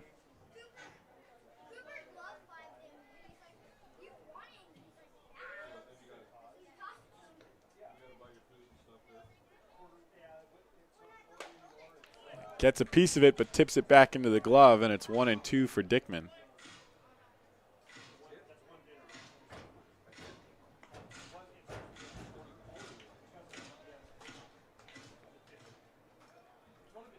Here's the 1-2. That one, oh, that hit him on the helmet.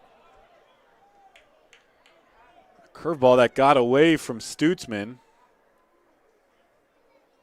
And it had a lot of movement.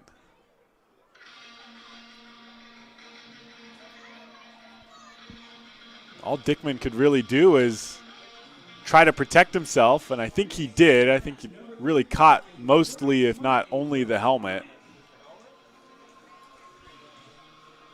So he heads to first base. 1 out in the bottom of the 4th inning. The Pippins lead 9-3. They scored 1 on the leadoff home run by Noah Williamson. And Bryce Martin Grudzelanek will bat for the 3rd time today. His first 2 plate appearances, he walked and came around to score. Productive day offensively for Bryce, as well as last night. Continues to make things happen, even if he doesn't have to swing the bat. This one popped up foul territory, first base side. On the warning track was Unsung Yu, who can't make the catch, and he was in the shade. Just a tough play to make, I suppose. That one was hit high by Bryce. Actually, a second time today that he's fouled one on the first base side, and Yu had trouble making the play, so it keeps him alive. Blake Dickman on first base with 1 out. 0-1 count for Bryce Martin Grudzelanek. Here's the pitch. That one hits him on the curveball that got away and hits him on the shoulder. At least a lot less dangerous spot to get hit, as it was below the head this time. And now a mound visit from Ben Kruger. See if he makes the change here this time after 2 straight hit by pitches.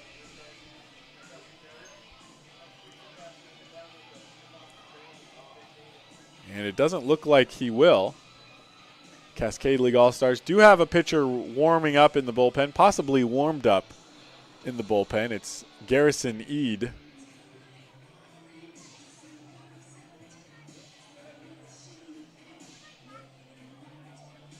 But they're going to stick with Stutzman, who in the 4th has given up a leadoff home run. Got the line out from Sam Olson, but then hit the next 2 batters. Chaz Myers will hit with runners on first and second and 1 out in the bottom of the 4th inning. The Pippins with a 9-3 lead.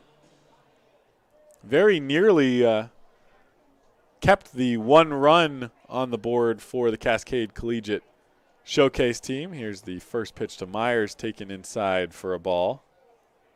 If not for the close play at first base, where 2 runners scored on what could have been the 3rd out of the inning back in the top of the 4th. Here's the 1-0. Myers grounds that to the left side, past the diving John Taylor. Coming around to score is Blake Dickman. The throw up the line, and just in the right spot for Sakamoto to field it and tag Dickman for out number 2.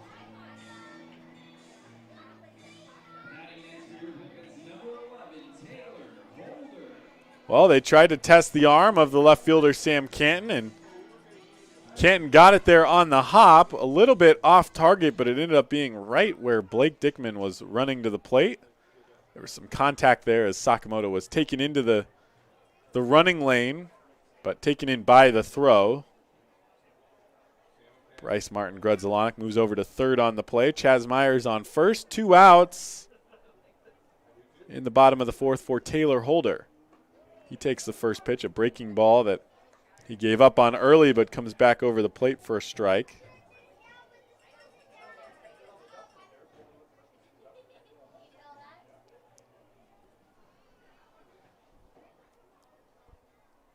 Stutzman set. Here's the 0-1, and that one skied into deep center field.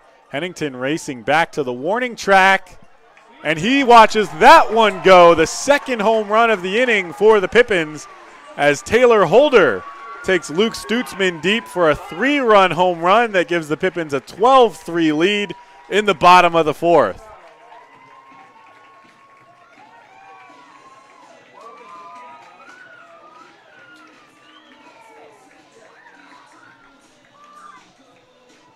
And that one was hit high and deep to just left of center over the Iron Horse Brewery banner out in center field. Takes us to the top of the order in the bottom of the 4th inning for Corey Jarrell, who will hit with 2 outs. Jarrell takes the first pitch for a ball.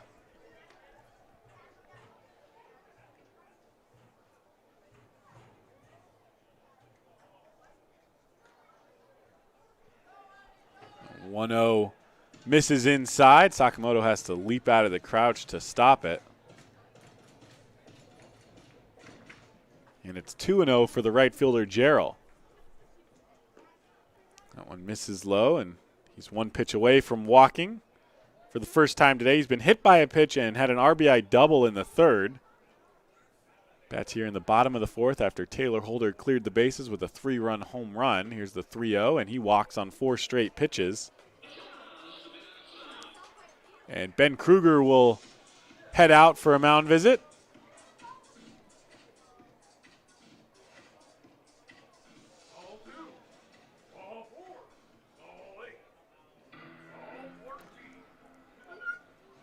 And they will make a change here in the bottom of the fourth. They'll head to Garrison Eade, who will take over with 2 outs, and the Pippins leading 12-3. We'll be right back with that and the rest of the bottom of the fourth when we return. You're tuned into Pippins Baseball on the Pippins Broadcast Network.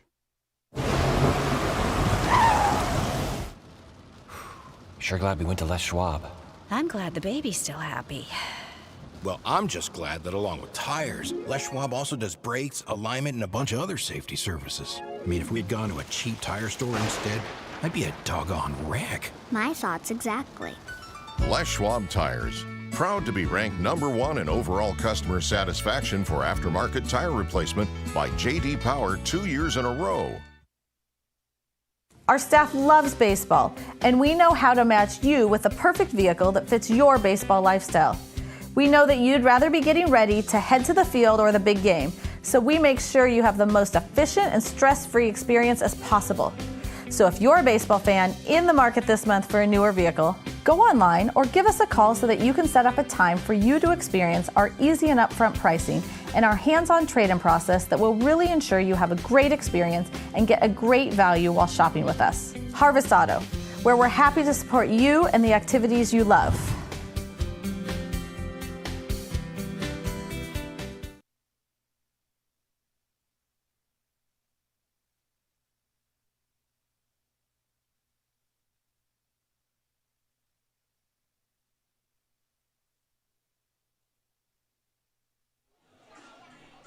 Welcome back to Yakima County Stadium. Just in time for Garrison Eade to sail a warm-up pitch over Carter Sakamoto's head. Corey Gerald will lead off on first base with 2 outs in the bottom of the fourth inning. Luke Stutzman pitched 1 1/3 of an inning, gave up 6 hits, including 2 home runs, a 418-foot shot by Noah Williamson to left field, and a 404-foot shot to almost center field, a 3-run home run by Taylor Holder.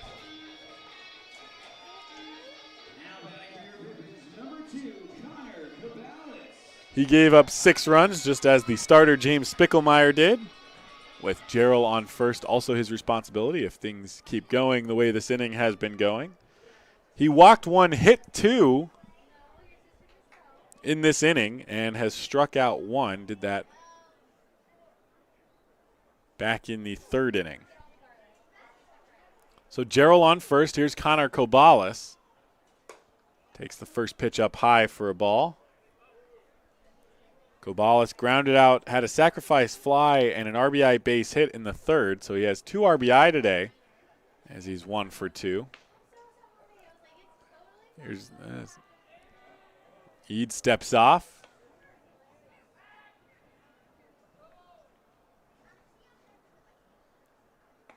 Here's the 1-0.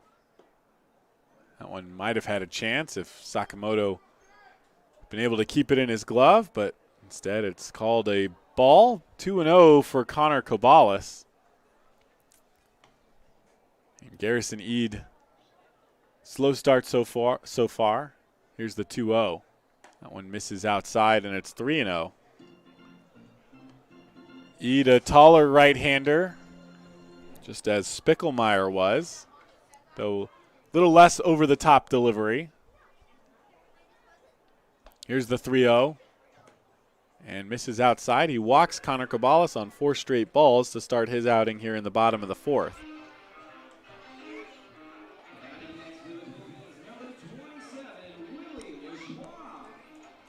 Willie Lajoie will hit with runners on first and second and 2 outs. In the bottom of the 4th, Pippins have scored 3 runs in the 2nd, 5 runs in the 3rd, and so far 4 in the 4th inning. Cascade League All-Stars led off the scoring with a run in the top of the 1st and then added 2 in the top of the 4th, so it's 12-3 here with Lajoie at the plate. Runners on first and second. The breaking ball doesn't stay in the zone long enough, and it's 1-0 to Willie Lajoie.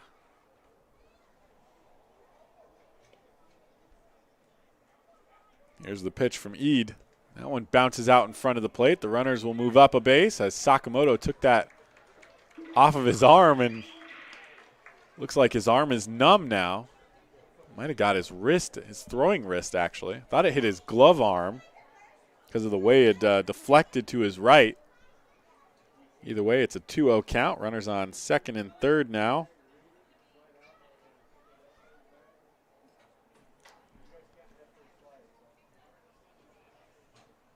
Here's the 2-0. Lajoie takes, and it's called a ball.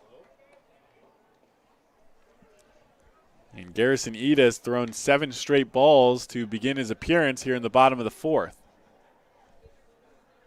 Eid, who was with the team yesterday, making his first appearance between yesterday and today. 3-0 is called a strike. Lajoie, who has a walk so far today, is also flown out and grounded out. 2 runners in scoring position with 2 outs in the bottom of the 4th. Here's the 3-1. That one on the outside corner called a strike, and the count is full for the DH, Lajoie. He's played first the majority of games he's played with the Pippins. Here's the 3-2. It swings and gets all of that one, but just pulls it foul. Got to be a little more patient. Let that one come to him a little more. But found a pitch to hit and certainly hit it. So 3-2 again with 2 outs. Here's the payoff pitch. That one misses up high, and Lajoie walks to load the bases, and they've batted around. And here comes Ben Kruger after 2 straight walks to start the outing for Garrison Eid. Is he going to get the short hook? And he does.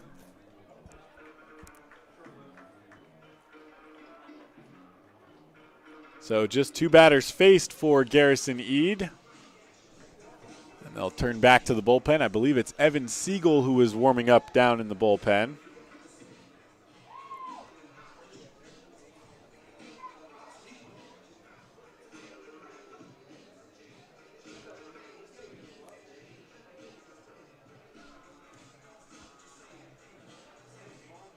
Pippins have sent 9 batters to the plate for the 2nd straight inning.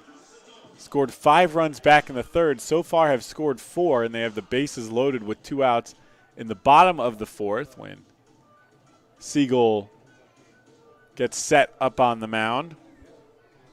Eid faced just 2 batters and walked them both. The runner on 3rd, Corey Jarrell, is the responsibility of Luke Stutzman, who began the inning with a leadoff home run to Noah Williamson.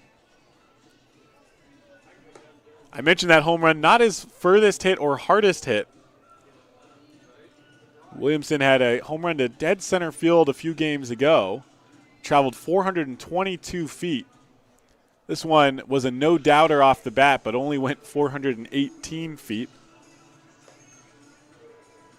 And was 108 miles per hour off the bat. This one was, the one to center field was 110. But the reason they looked so different was the launch angle. This one that he just hit to lead off the bottom of the 4th was 31 degrees on the launch angle compared to 22 degrees. Basically a line drive that never stopped that he hit to dead center field.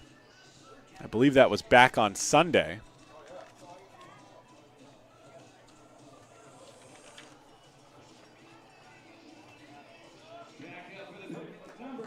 It was back on Sunday when he hit that home run.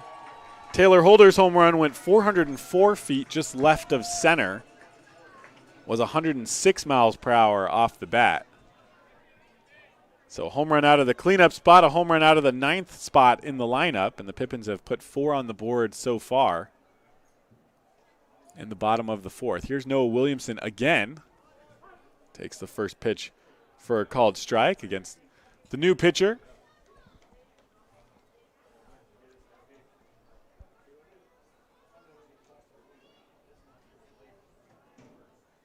No Pippins hitter has hit more than 1 in a game, let alone the same inning. Williamson takes breaking ball inside for a ball, and it's 1-1.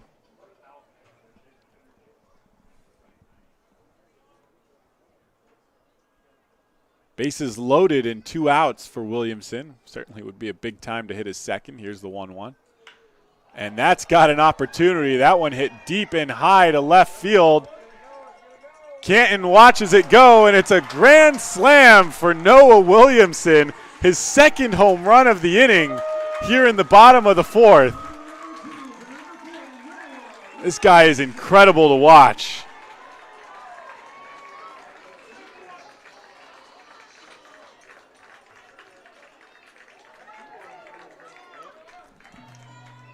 And the Pippins now with a 16-3 lead in the bottom of the 4th, and the inning isn't even over yet. It's the 5th RBI of the inning for Noah Williamson on the grand slam.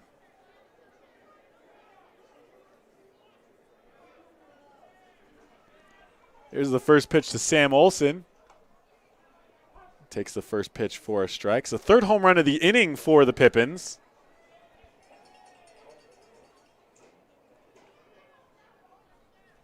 Here's the 0-1. That one in there for a called strike, and it's 0-2.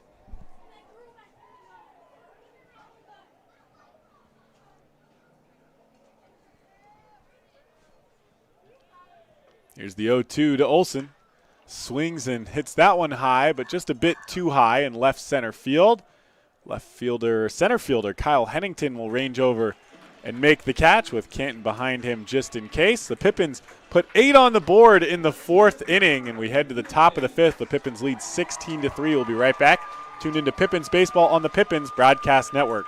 Stay connected and let Perry Technical Institute provide you with essential skills to take your career to the next level.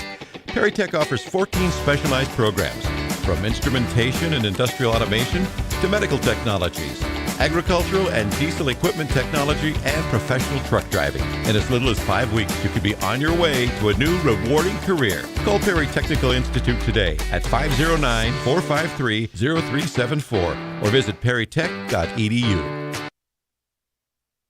What has not traveling this last year really cost us? How about our peace of mind? It's time for a change of pace. Time to put aside the stress of the last year and get a new perspective with Fly YKM. Take back the time you lost and save time for what really matters. It's time for Fly YKM. Fly faster. Fly safer. Visit flyykm.com and connect to over 88 cities today.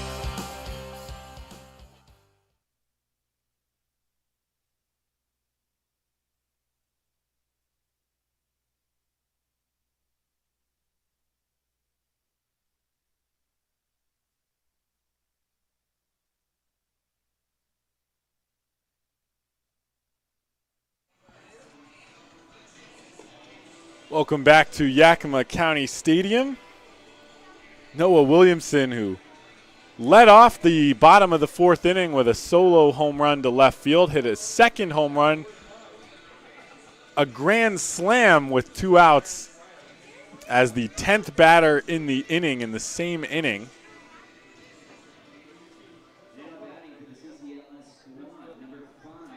He hit that one only 101 miles per hour off the bat, exit velocity. It traveled 379 feet. Greatly benefiting from the dimensions here in left field on that one. The first one was a no-doubter. First pitch to leadoff hitter Jonathan Kumai, taken for a strike.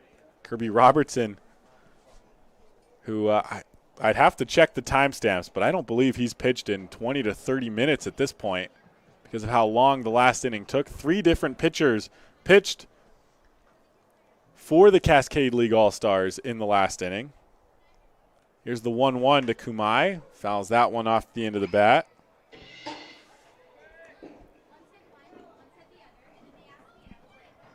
A second home run. The grand slam from Williamson had a 38-degree launch angle compared to 31 on the leadoff home run. So much higher. It actually peaked at 128 feet in the air. This one popped up high in the infield. Connor Kobalas underneath it. And will make the catch for out number 1 in the top of the 5th.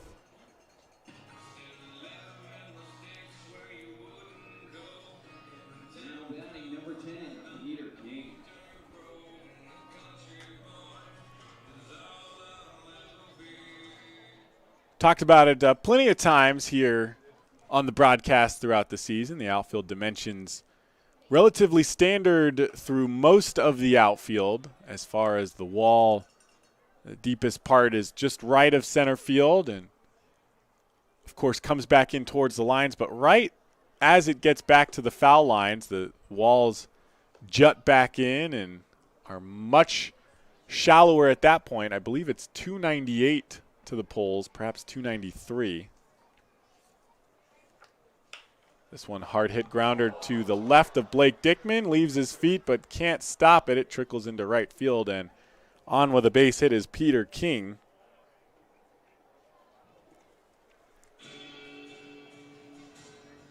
Next after that, number 22, Aaron Barber.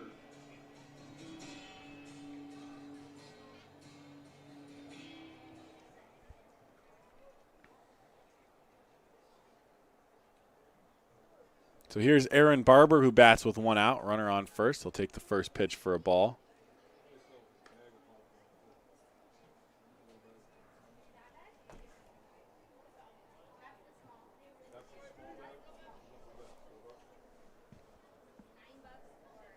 A 1-0 to Barber. Just low, according to home plate umpire Jordan Smart, and it's 2-0.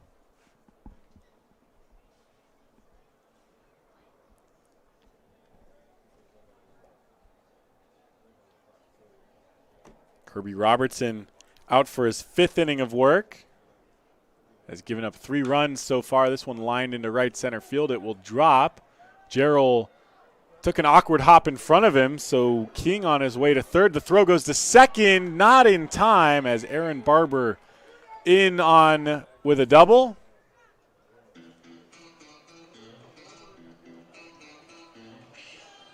And that puts runners on second and third. Well, the Cascade League All-Stars have a ways to go as they trail by 13 runs, but certainly a way to get things going as they start the inning. After they fly out, they get a base hit and a double to put runners on second and third with 1 out. For Michael Ball,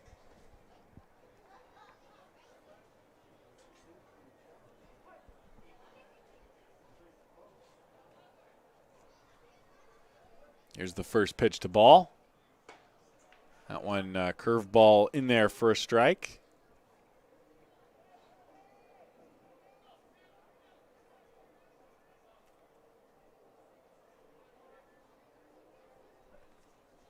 Robertson set. Here's the 0-1. Curveball again, popped up foul territory past the first base bag. Dickman will make the catch, tagging from third. No, changed his mind. Dickman was ready to throw home, but Peter King decided not to test it. Maybe slipped off the bag. So 2 outs here in the top of the 5th inning for John Taylor. 1 for 2 tonight, an RBI double and a strikeout. Bats with runners on second and third.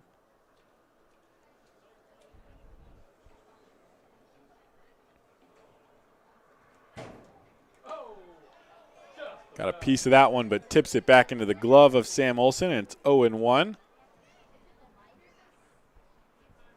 The shadows from the grandstands have just started to creep and cover up home plate, the area around home plate. The pitcher's mound still in the sun, which can create some complications as the ball travels from the light into the shadows. A curveball, they try to go backdoor, but it just doesn't come back over the plate and called a ball.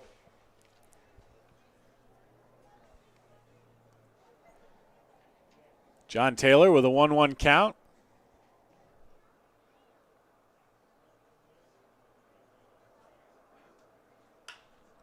Flies this one down the left field line. Taylor Holder giving chase. It will bounce just foul right in the corner. And so it's a long strike 2 for John Taylor. Runners will all have to retreat to their bases.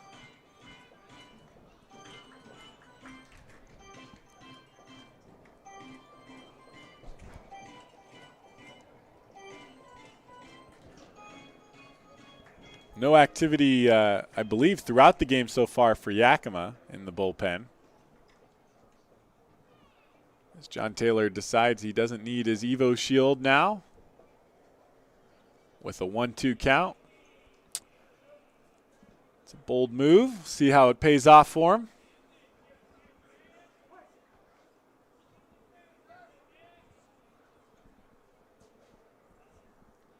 One ball and 2 strikes for Taylor.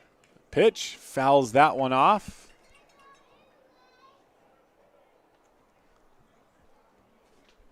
Just barely caught a piece of that one. Top of the 5th inning, Pippins lead 16-3. They just put 8 on the board in the bottom of the 4th, thanks to 3 home runs, 1 from Taylor Holder and 2 from Noah Williamson. Here's the 1-2 again. This one popped up, straight away center field. Noah Williamson to his right will make the catch for out number 3. So the Cascade League All-Stars put 2 on, but can't push across the run. The Pippins lead 16-3 as we head to the bottom of the 5th. We'll be right back. You're tuned into Pippins Baseball on the Pippins Broadcast Network. Who knew it was so difficult to find the right bank? I know. It's so confusing. And checking out your banking options? Oh, sounds overwhelming. Secure uncertainty! Enough! With Banner Bank, it's easy to manage your finances, and help is here when you need it. Be on, Cloud! Oh! Wait! Ah! Built for action, built for banking. Banner Bank. If we win the lottery, we'd remodel our home. We'd start with the kitchen. Ooh. And out back is where the big trucks will go. Wow! Ben, you don't even live here anymore? Hey, don't forget about Grandma. Okay, family meeting. Come on. Welcome to the Ice Dome.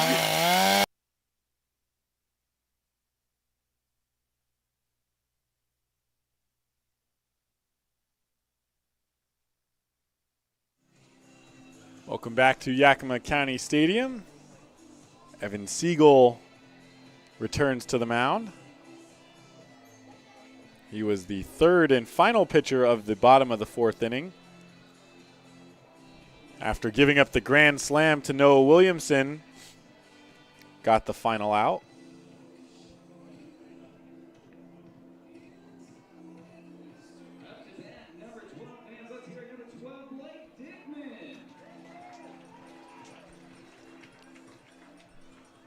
Blake Dickman will lead things off. It's 6, 7, and 8 for the Pippins. Dickman, Martin Grudzelanek, and Myers.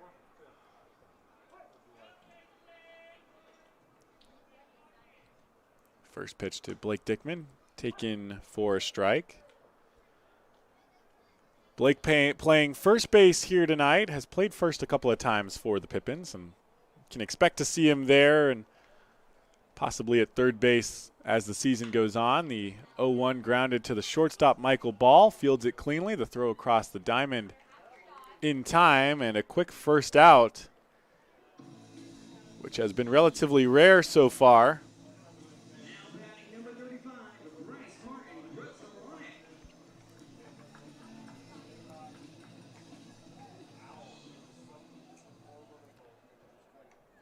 Pippins have scored 16 runs in just the last 3 innings. Were held scoreless in the first. Have scored 3 or more runs every inning since. First pitch swung on and missed by Bryce Martin Grudzelanek. True freshman will be attending UCLA in the fall. West Coast League teams allowed to field up to 6 true freshmen every year. He's one of them for the Pippins. This one hit high and deep to center field. Hennington ranging back, now underneath it, and makes the catch for out number 2.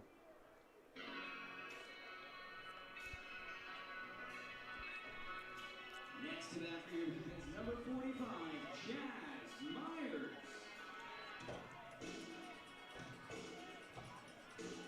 So Chaz Myers will hit with 2 outs and nobody on.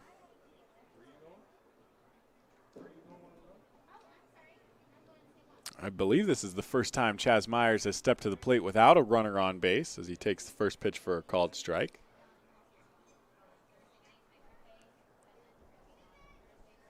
Two outs in the bottom of the 5th inning. The 0-1 catches the inside corner for a strike. Chaz Myers not a fan of that call. Might see a few more of those. Hopefully Jordan Smart doesn't open up the zone too much. We've seen umpires run into trouble with that earlier this year.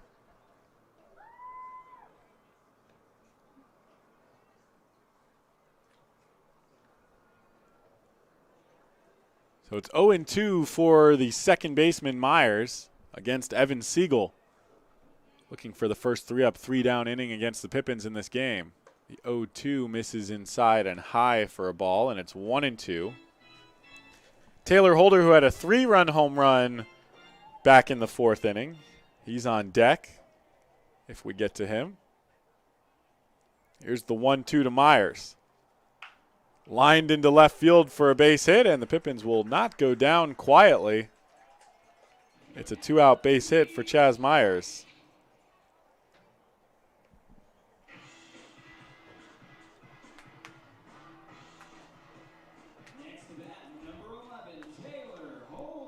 So Sakamoto will head out for a quick conversation with Evan Siegel.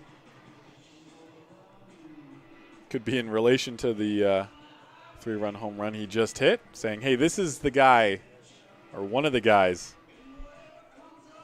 who went yard last inning.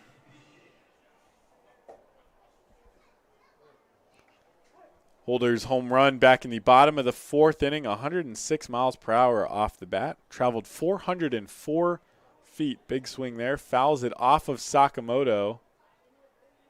I think it caught him on the wrist. He's taken a beating on his arm today.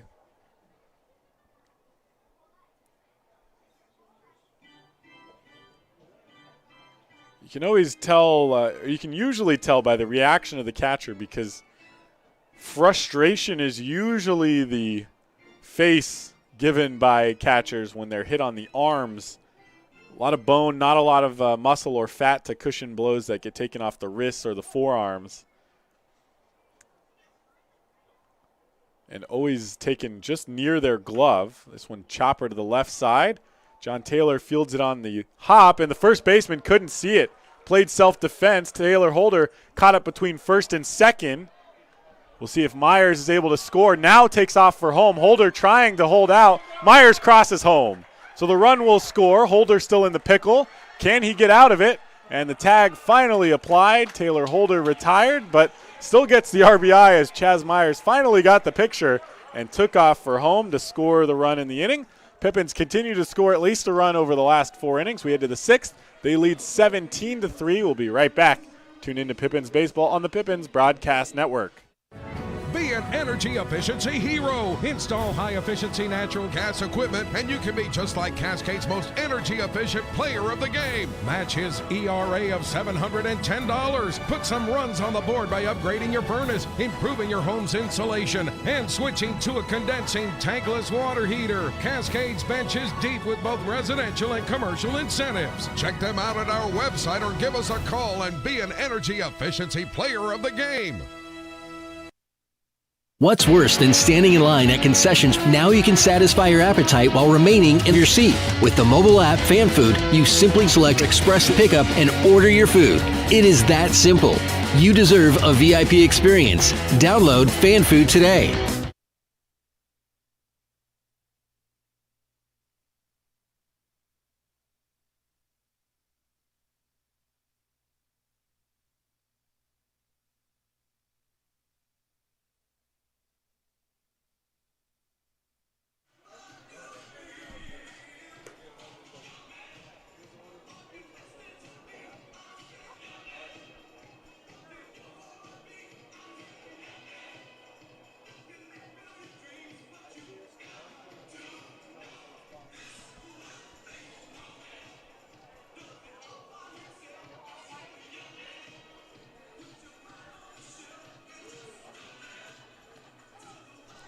Kirby Robertson back out for a 6th inning. His first appearance with the Pippins. In his start against Ridgefield, he went 6 innings there. Gave up 3 runs. Just one of them was earned in that start. Has given up 3 runs today, but all 3 of them are earned.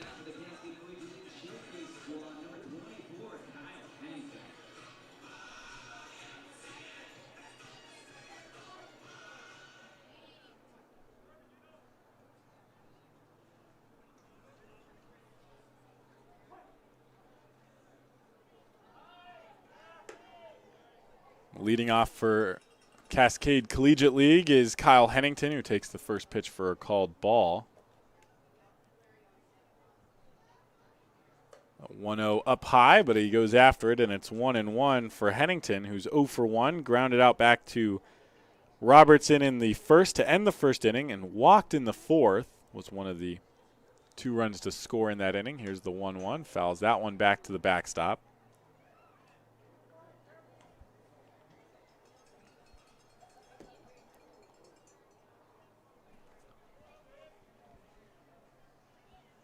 So here's the 1-2 to start the top of the 6th for Kyle Hennington. That one curveball outside, and count is 2-2.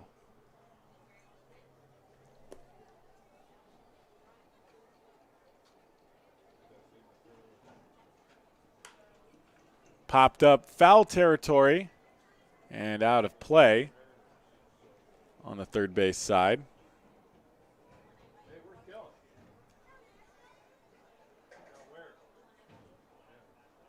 So the count 2-2, the pitch. This one popped up high, shallow right field. Corey Jarrell racing in. Racing out is Chaz Myers, who makes the basket catch for the first out.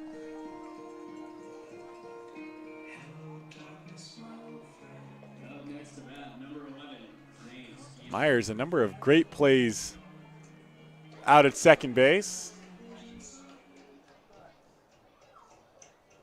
Actually, I don't believe that was Myers. I believe there was a defensive switch. I'll try to get that for you in a second. First pitch swinging was Unsung Yu. I believe Myers is over at shortstop now. I'm not sure if they just swapped Kobalas over to second. Here's the 0-1. That one taken low for a ball.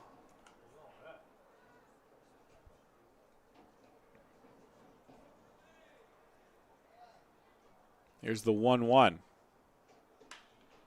That one lined out of play, deep to right field, and it's 1-2.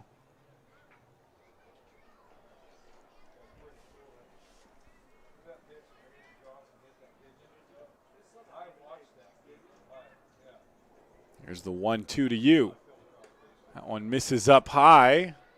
You had to back out of the way of it, and it's 2-2.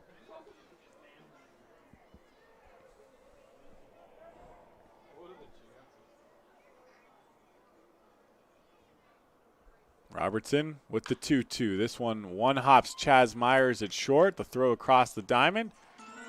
On target, and Blake Dickman makes the catch for out number 2. Dickman wisely wearing shades over at first base was the mistake that Unsung Yu made in the last half inning that helped extend things long enough for Chaz Myers to score in the bottom of the 5th. Here's Sam Canton. First pitch taken off the plate for a ball. Reached on a base hit back in the 4th.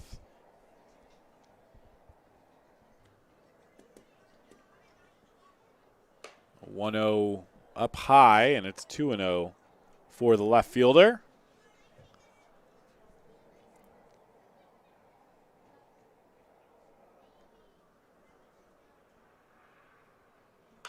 This one a high chopper to the right side. Dickman has to wait back on it. Late decision to take it himself, and this time gets the call. They retire Sam Canton on the force out at first. That'll take us to the bottom half of the 6th inning. The Pippins leading 17-3. We'll be right back. Tune into Pippins Baseball on the Pippins Broadcast Network.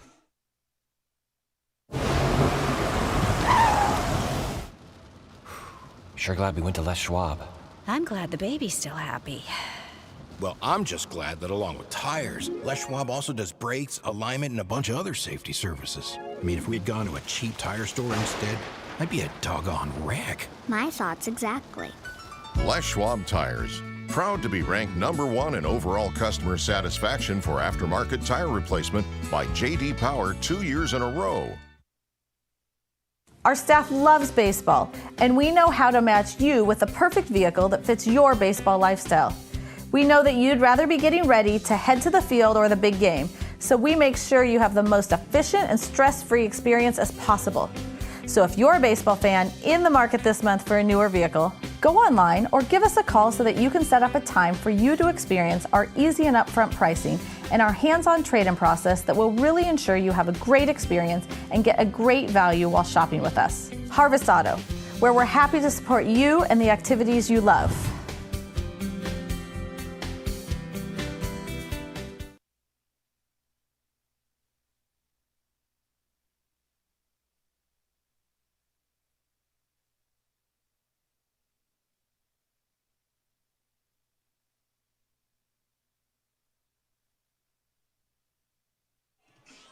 Welcome back to Yakima County Stadium. Evan Siegel will get another inning.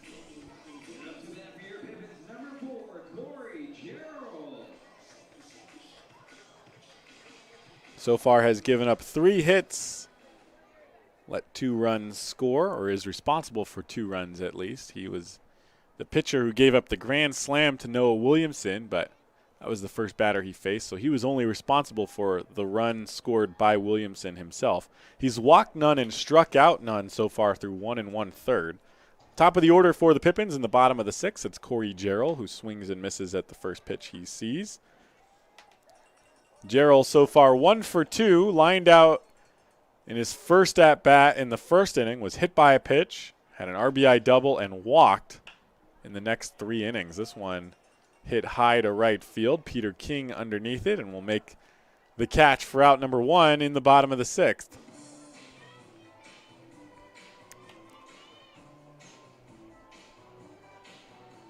Now sitting in for Concord, number 21, Peyton Stumbo.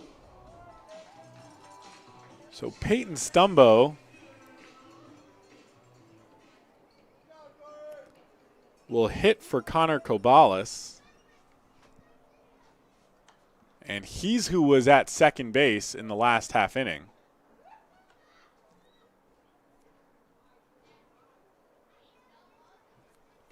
Takes the first pitch for a ball. Here's the 1-0 from Siegel. Called strike. I thought I saw 21 on his jersey, but Stumbo has been used as a pitcher since he showed up with the Pippins. Here's the 1-1. This one grounded to the left side. Michael Ball misplays it off the glove, and Stumbo reaches base on the error by the shortstop.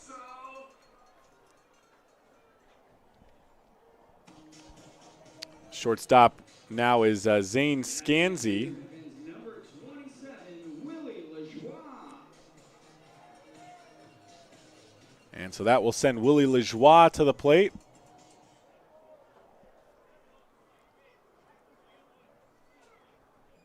With a runner on first and 1 out. And that one left up, and Lajoie hits it deep to left, bounces on the warning track, slips in left field, Sam Canton does. Stumbo on his way to score from first as Lajoie trots into second with an RBI stand-up double. So Peyton Stumbo, in his first at-bat for the Pippins, reaches on an error and scores from first on the double from Willie Lajoie.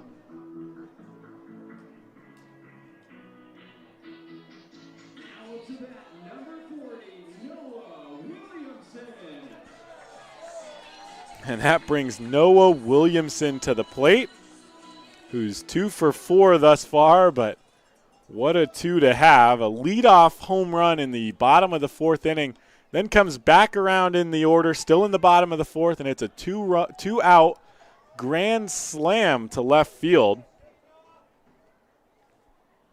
His first home run, 418 feet. The second one, 379.5 feet. First pitch taken outside for a ball. I expect You'll probably see a few pitches thrown on the outer half of the plate after he pulled those two deep to left field. The grand slam was hit off of Siegel, who's on the mound right now with 1 out, and Lajoie leading off on second. Pippins leading 18-3. Here's the 1-0. That one goes low. At a certain point, if you're going to pitch around Williamson, who's shown some patience at the plate, hasn't been swinging as aggressively as he has been in the last couple of games, you might as well just put him on. Here's the 2-0. That one misses way outside.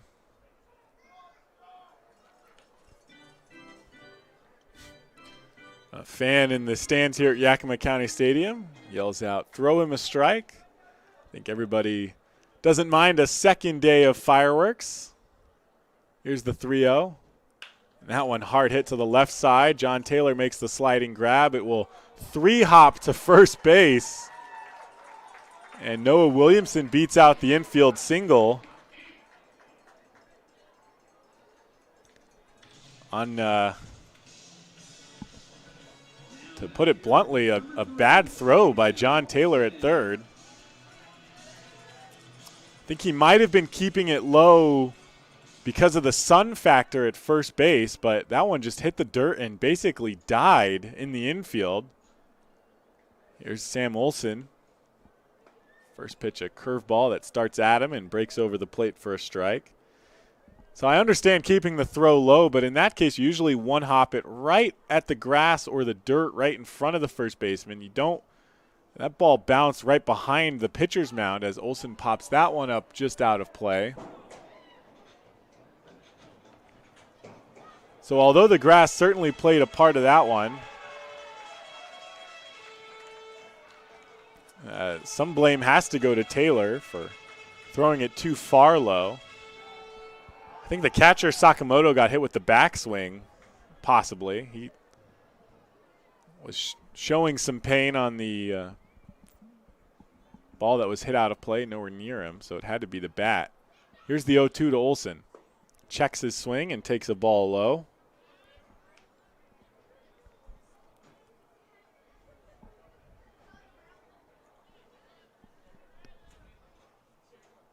Runners on first and second with 1 out for the catcher, Olson. Siegel looks back to second. Here's the 1-2. This one popped up. Right field. Peter King over to make the catch. Lajoie going to try to tag from second. Turns around, and the throw was cut off right by the bag. Close play, but Lajoie back in safely. Good decision to turn around.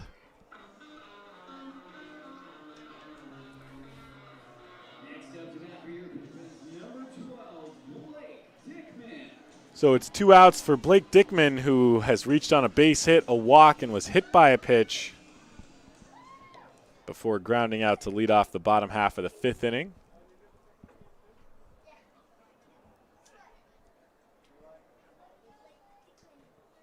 First pitch to Dickman, taken up high for a ball. Runners on first and second. It's Lajoie who had an RBI double on second, and Williamson on first, who beat out the infield single. Here's the 1-0 to Blake Dickman. Skies this one in the infield. Right near the line. Sakamoto does not make the catch, but it's a foul ball. And the bad luck continues in foul ball territory for the Cascade League All-Stars.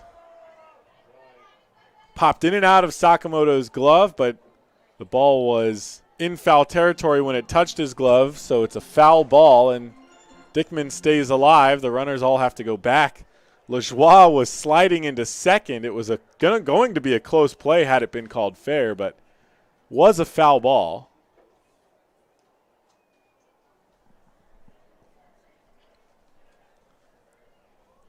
The Yakima bullpen looks like a new pitcher will be coming out for the 7th inning.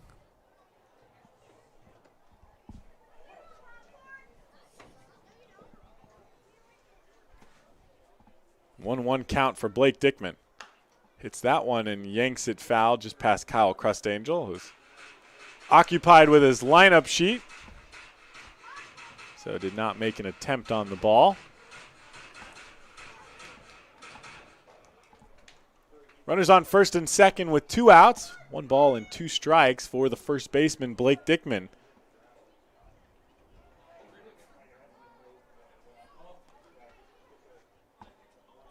Here's the 1-2. That one misses low and outside. Sakamoto blocks it to keep it out in front. And it's 2-2.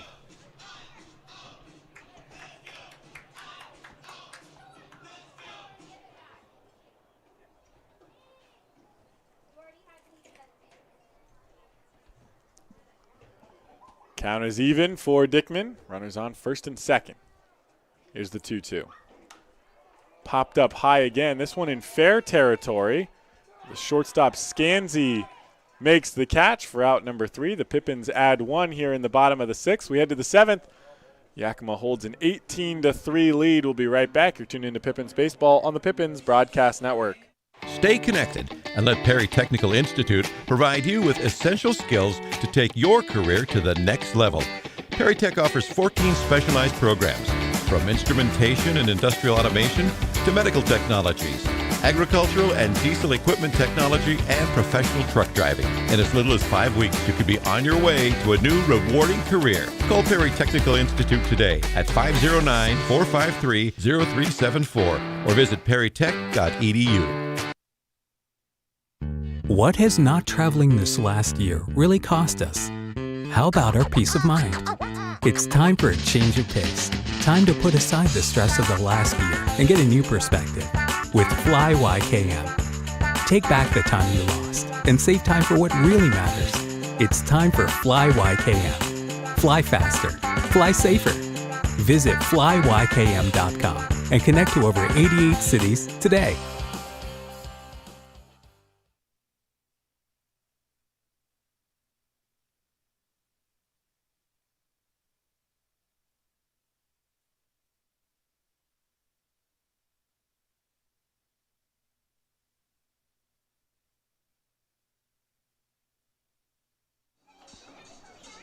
Welcome back to Yakima County Stadium. A few changes being made for the Pippins.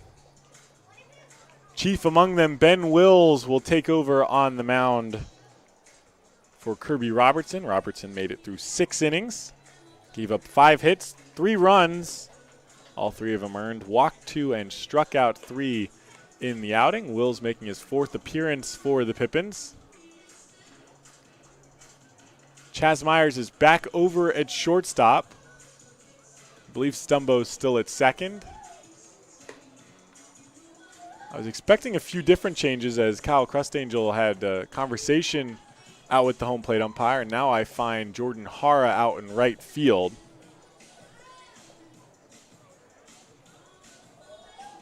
So it looks like Hara taking over in right for Corey Jarrell. And Wills taking over on the mound for Kirby Robertson. It's 8-9-1 for the Cascade League All-Stars here in the top of the 7th inning. The Pippins lead 18-3.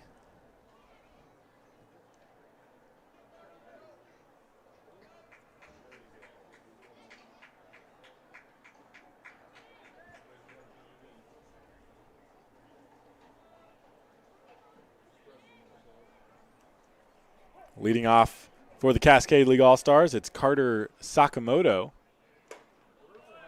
Catches a piece of that one, tips it back into the glove of Sam Olson.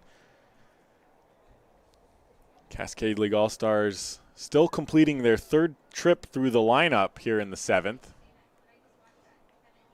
Here's the 0-1. That one called a strike. Meanwhile, the Pippins will have 7, 8, and 9 come up to bat for the 5th time in the bottom half of the 7th inning. Sorry, the 4th time. Chopper up the middle. Peyton Stumbo makes the play. The throw across his body. One hops Dickman. He can't catch it. Nobody's backing up first base, so Dickman will have to go collect it himself, and Sakamoto on his way to second.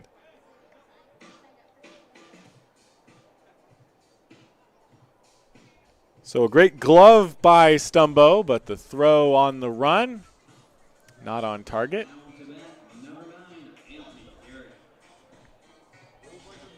pinch hitter for the Cascade League All-Stars. It's Anthony Garrett, who bats here in the bottom of the 7th. No outs and a runner on second. First pitch, chopper over towards the Pippins dugout. Foul ball.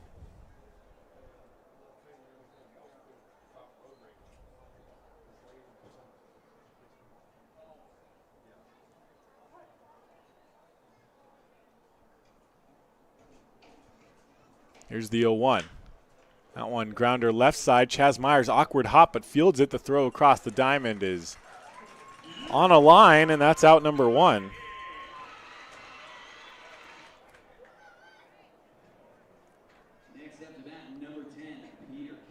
Chaz Myers, who started the game at second base, playing shortstop after Stumbo came into the game. First pitch swinging was Peter King, the top of the order here in the 7th, and misses for strike 1. Connor Cobalis had been held out of the lineup for about a week. The 0-1 misses, and it's 1-1. And now comes out of this one as a defensive change. So on the one hand, the Pippins are up, and they may just be trying to get Stumbo an opportunity to play the field. On the other hand, you just hope that there's not anything more serious. Check swing, but fouls it off, does Peter King, and it's 1-2. Cobalis, during infield practice before games, was not making throws across the diamond from shortstop. He was fielding, but not making throws, so leads me to believe there was something up with his arm, and hopefully it didn't flare back up in this one. Foul tip back into the glove, and Peter King goes down swinging for the second out of the inning.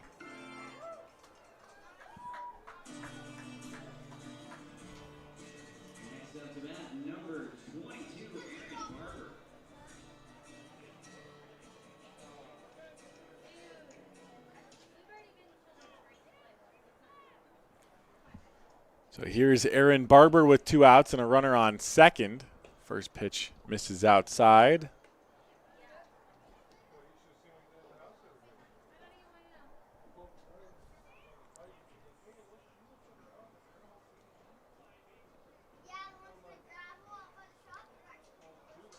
Here's the 1-0.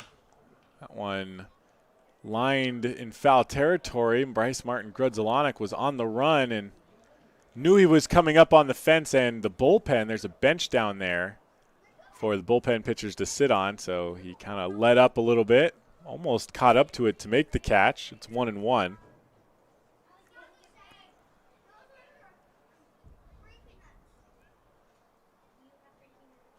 Wills delivers and fouled off back to the backstop. It's 1-2 for the DH, Aaron Barber. Barber 1 for 2 tonight. Walked, grounded out, and has a double in this one.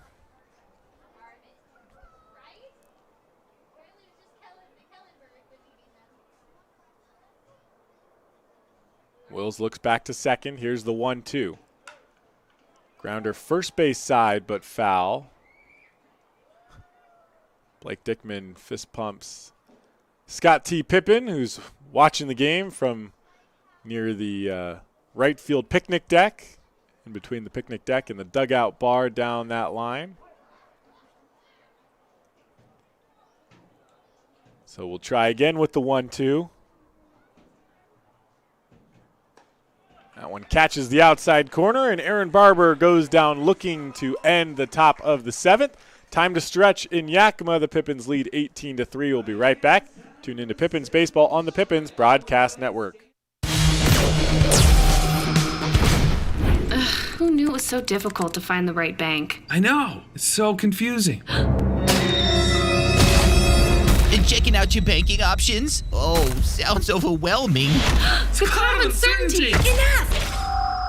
With Banner Bank, it's easy to manage your finances, and help is here when you need it. Be gone, Cloud! Oh! Wait!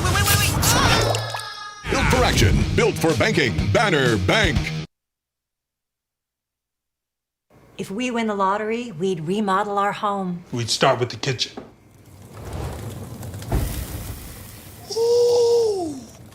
And out back is where the big trucks will go.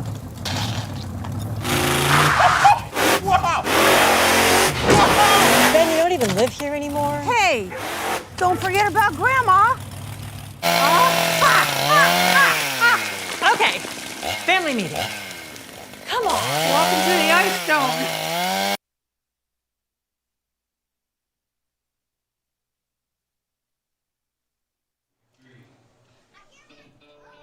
Welcome back inside the orchard for the bottom of the 7th inning. Carter Sakamoto, who reached on the error by Peyton Stumbo to lead off the top of the 7th and was stranded at second base, just now getting out to home plate to help Evan Siegel complete his warm-up pitches.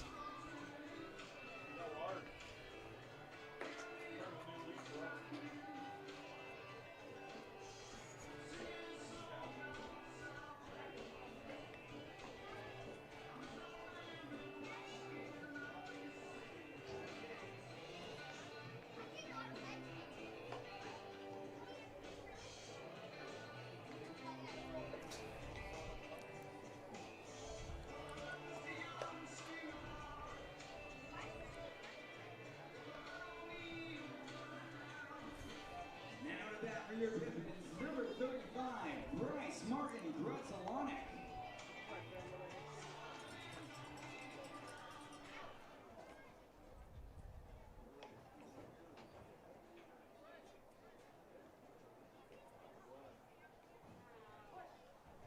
Leading off for the Pippins in the bottom half of the 7th is Bryce Martin Grutzalonic.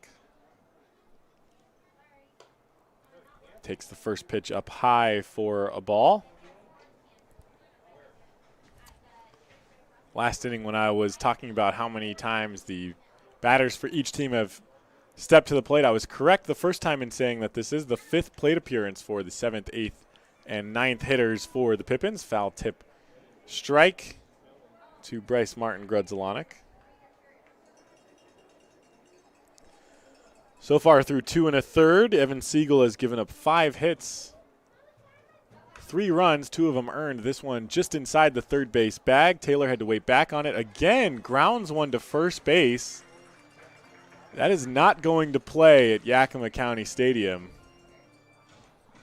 And Bryce Martin Grutzalonic on with the infield base hit. I don't know whether he's intentionally throwing those low and the grass is just slowing it down too much, or if he just doesn't have the arm anymore at this point in the game.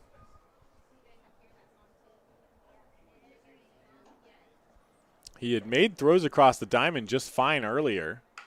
First pitch swinging was Myers. One hops Taylor. This time goes to second. They get the first out on to first, and Chaz Myers legs that one out to prevent the double play.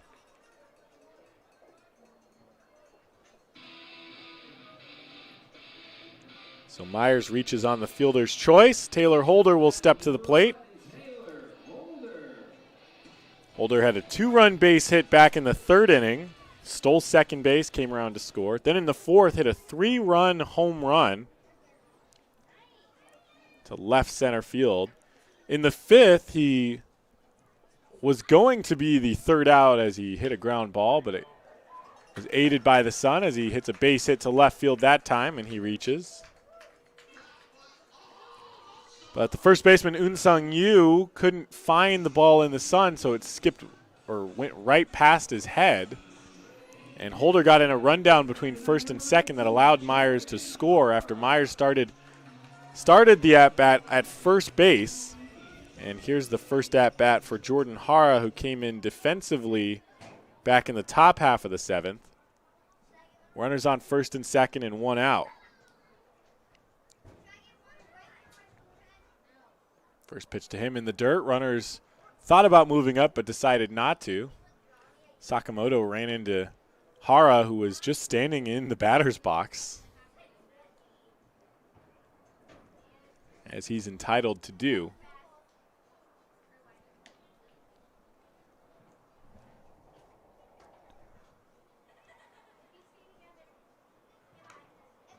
That one off the end of the bat, fouled off.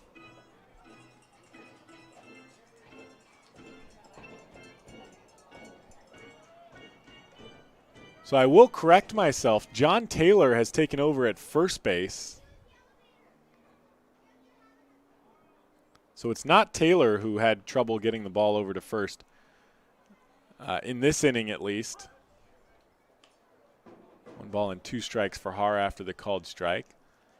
Somebody else is at third base because Taylor started the game as the third baseman. Number of changes not necessarily made evident by the home plate umpire. Here's the 1-2. And this one lined into left center field. That'll be at least 2 bases for Hara.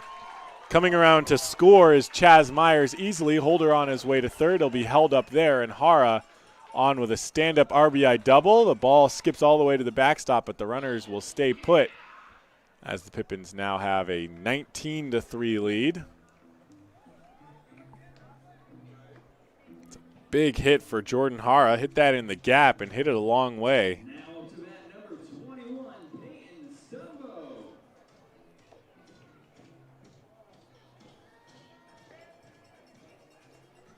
And Peyton Stumbo will get his second plate appearance.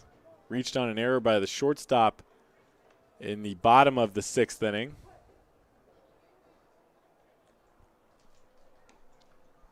Here's the first pitch to him. Runners on second and third with 1 out. Just off the outside corner, called a ball.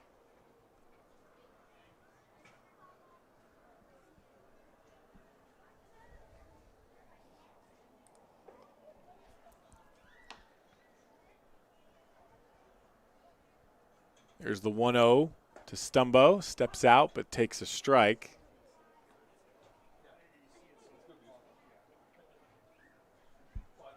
So this is the 6th time through the lineup for the Pippins in just the 7th inning.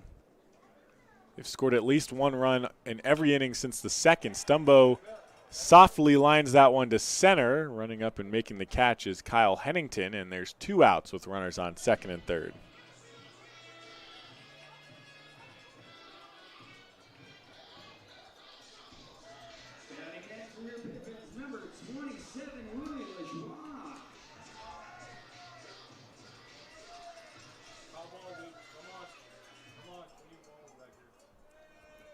So runners on second and third with 2 outs for Willie Lajoie. Pops that one up out of play. Lajoie has walked twice today and had a RBI double in the bottom of the 6th inning.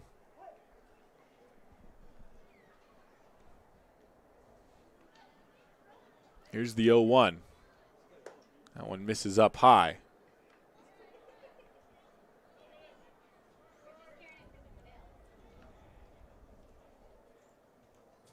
Of course, the big bat of Noah Williamson on deck.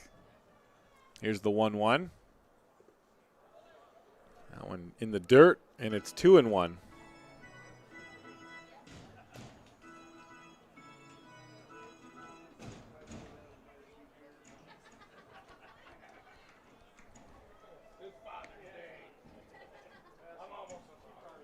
Here's the 2-1 from Siegel. That one misses low for a ball. A couple of these pitchers have just left some hanging for Lajoie to get a handle on. And he can really drive a baseball. Hasn't left the yard yet this season, but probably will by the time we're done here. Here's the 3-1. And that one misses, and he's walked.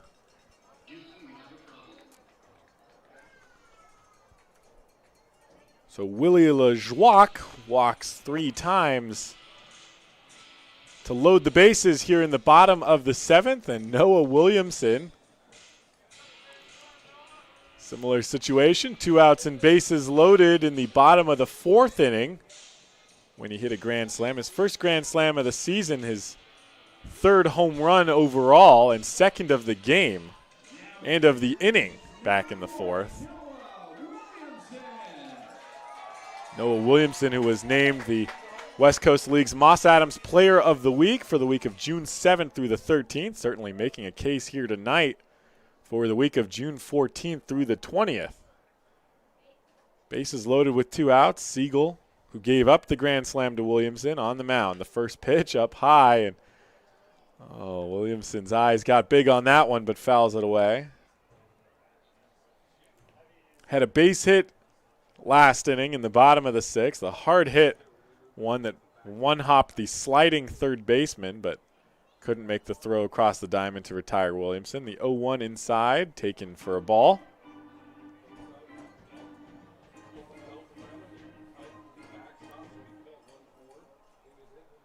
Williamson has shown a balanced approach here today, and it's paying off. Here's the 1-1.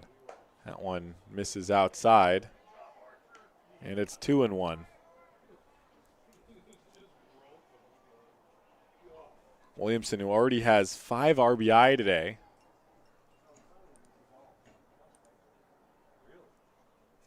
Here's the 2-1. Skies that one into shallow center field. Hennington racing forward, pulls up underneath it, and makes the catch for out number 3 to end the bottom of the 7th. The Pippins add 1 and make it 19-3. We head to the 8th. You're tuned into Pippins Baseball on the Pippins Broadcast Network. Be an energy efficiency hero. Install high-efficiency natural gas equipment, and you can be just like Cascade's most energy-efficient player of the game. Match his ERA of $710. Put some runs on the board by upgrading your furnace, improving your home's insulation, and switching to a condensing tankless water heater. Cascade's bench is deep with both residential and commercial incentives. Check them out at our website or give us a call and be an energy efficiency player of the game. What's worse than standing in line at concessions? Now you can satisfy your appetite while remaining in your seat. With the mobile app Fan Food, you simply select Express Pickup and order your food. It is that simple. You deserve a VIP experience. Download Fan Food today.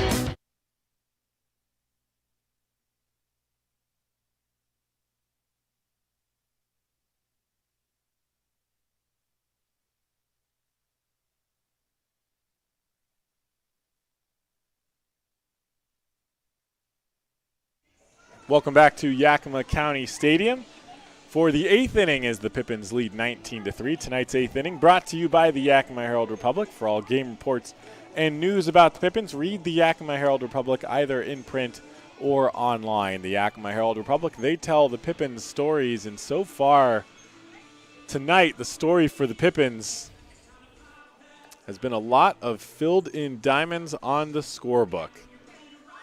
They scored 3 runs in the second, 5 in the third, and then 8 in the fourth to double their lead, or double their run total, make it 16-3 at the time, then added 1 run in the 5th, 1 in the 6th, and 1 in the 7th to make it 19-3 as we head to the 8th. Ben Wills back out for a second inning of work. In his first inning, he struck out 2.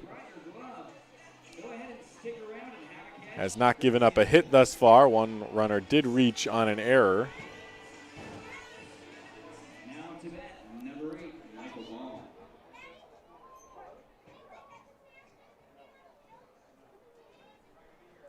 Here's the first pitch to Michael Ball. It misses outside. It's 3, 4, and 5 to lead things off in the top of the 8th for the Cascade League All-Stars.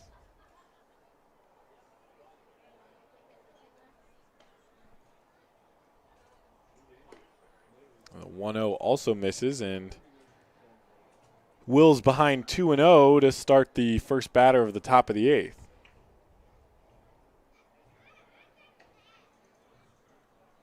Here's the 2-0, popped up out of play behind home plate.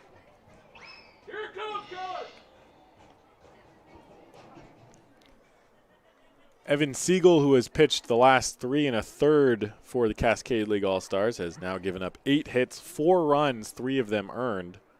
Has not walked or struck out anyone. Stumbo makes the play to his left. Will toss it to Dickman at first for the first out of the inning. And solid play defensively by Peyton Stumbo. Next up to bat with the CCLS squad, number 12, John Taylor.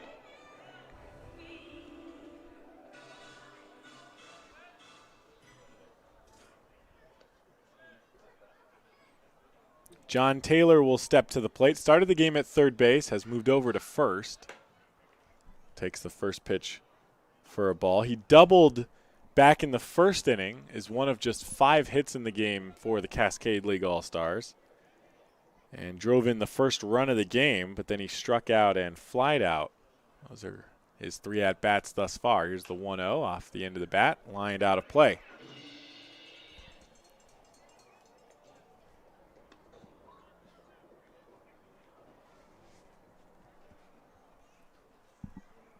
Father's Day here at the ballpark, and the Pippins certainly sending the Yakima fathers home happy as they currently lead 19-3. The 1-1 grounded back up the middle. Myers with the play to his left, the double clutch, but gets the throw over in time to retire John Taylor for the second out. Plenty of kids treating Dad to a ball game here today, and dads and kids with an opportunity to play catch out on the field after this one wraps up for a 19-3 game. This one moving relatively quickly so far at the 2:40 mark here in the top of the 8th. First pitch misses for a ball to Kyle Hennington.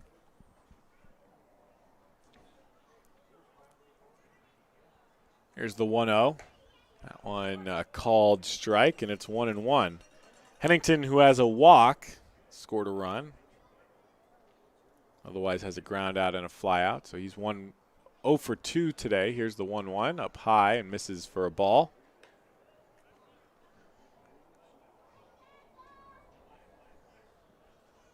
Ben Wills close to working through a second clean inning here. This one lined softly into center field. Noah Williamson racing forward. Made the diving grab and tried to get creative on the transfer. Tossed it out of his glove, but the umpires were on top of it. Knew he made the catch, so that's the 3rd out of the inning. Way to the bottom of the 8th. The Pippins still lead 19-3. We'll be right back. You're tuned into Pippins Baseball on the Pippins Broadcast Network.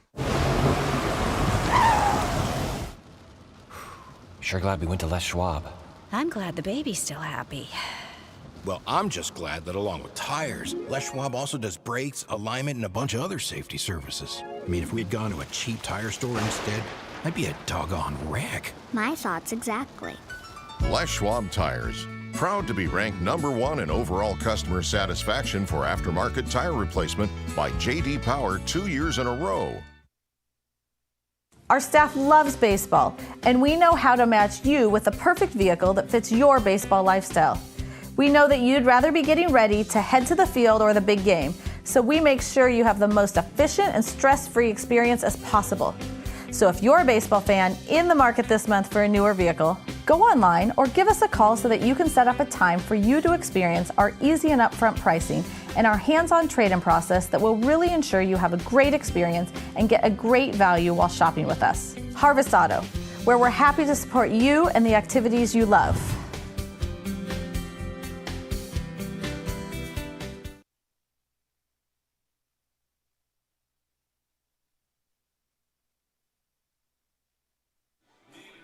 Welcome back to Yakima County Stadium. A new pitcher for the Cascade League All-Stars here in the bottom half of the 8th inning. What is most likely the last chance at the plate for the Pippins. It's Harrison Groh who will take over for Siegel after Siegel pitched 3 1/3.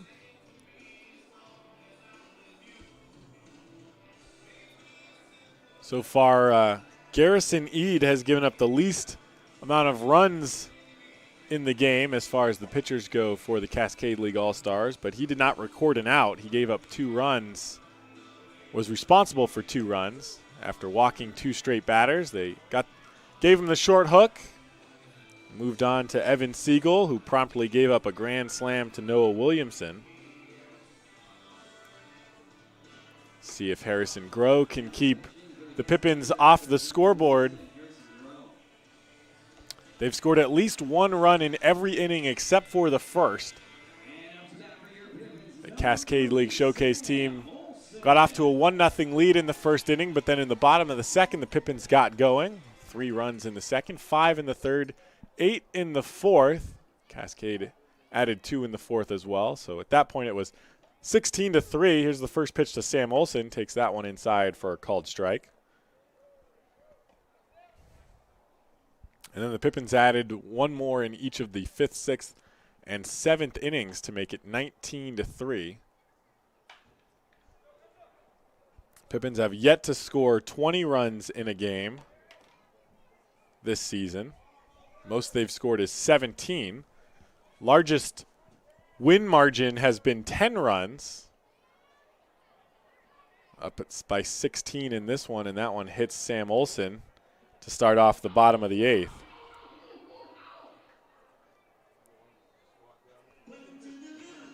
And so Blake Dickman will step to the plate. Has a base hit, a walk, and was also hit by a pitch.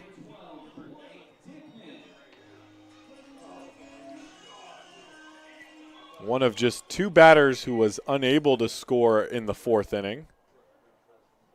He was thrown out at the plate trying to score, I believe, from second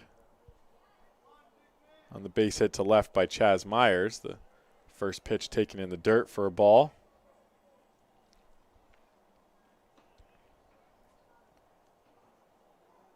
The other one was Sam Olson, who was just hit by a pitch, and outside of that had only reached one other time on a walk.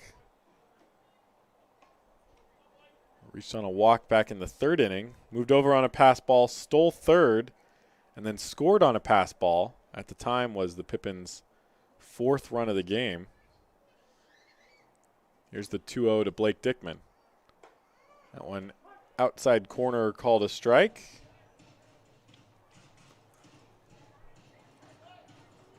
Sam Olson leads off on first with no outs here in the bottom half of the 8th inning. 2-1 taken low for a ball.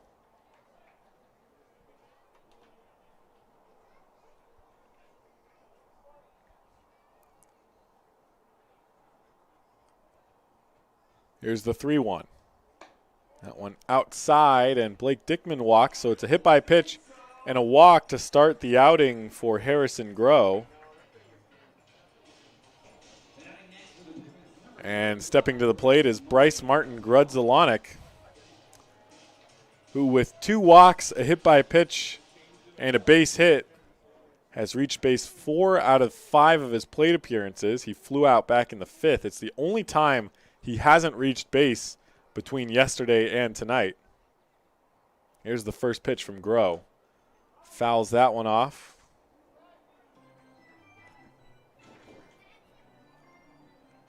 Talk about a young player not showing his age. Bryce just graduated high school. He's heading off to college in the fall. Pit stop here in Yakima on the way, and he's playing just like the rest of these guys, the older ones with him. Base hit to right, and Olson will be held up at third base. The throw goes over the glove of Carter Sakamoto, but Harrison Groh backs him up. And so the bases are loaded after the base hit by Bryce Martin Grudzelanek, his 2nd of the night.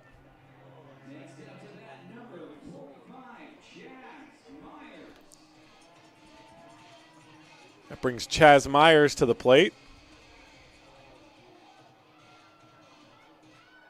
who has also only not reached base 1 time today. He's a walk, 2 base hits, and reached on a fielder's choice. The first pitch, a slider that stays inside for a ball. Struck out swinging back in the 3rd inning.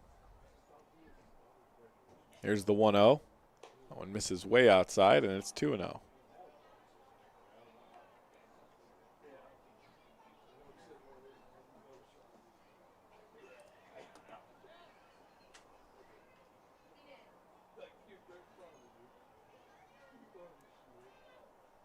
Here's the 2-0. That one up at the head of Chaz Myers, but Olson holds up at third.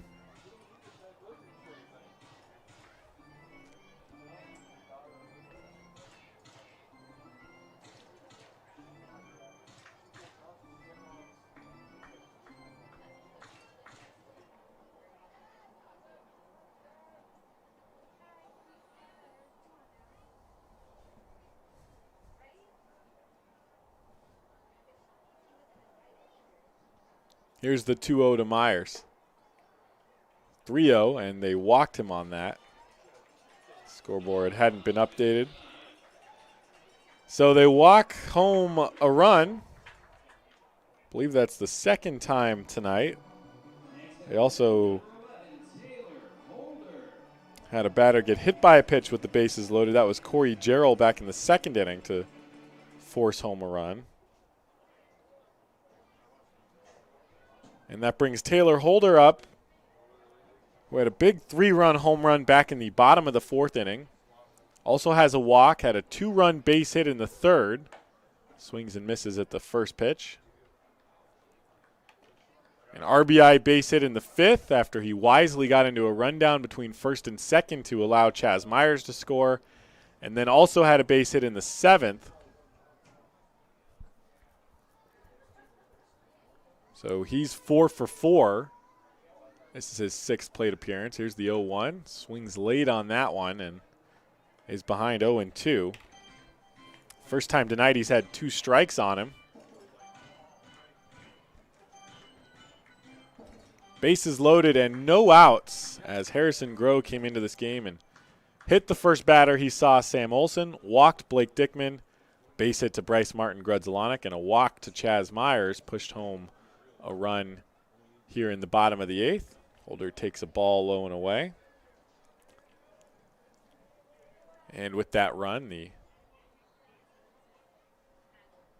Pippins have increased their lead to 20-3, the first time they've reached the 20-run mark in a game this season. Holder takes a ball up high. Although the scoreboard has yet to reflect that.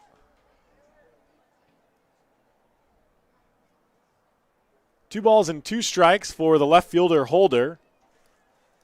No outs, bases loaded. Chopper to the left side. Third baseman picks it up. They go to second in time to get Chaz Myers, who thought he might have beaten that one, but the run does score, and Holder reaches first on the fielder's choice.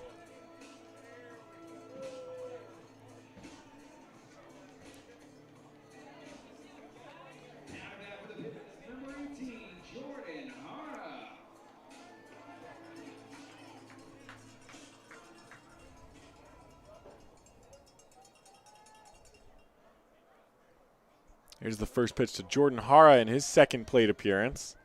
Had an RBI double back in the 7th. Let's see what he does with runners on the corners and 1 out after they throw out his head with the first pitch.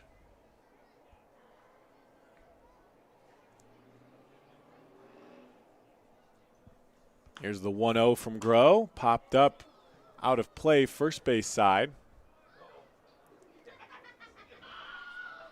And it's 1-1.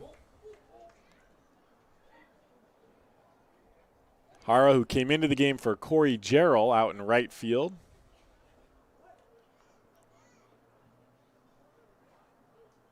Here's the 1-0, 1-1. Taken for a ball, and it's 2-1.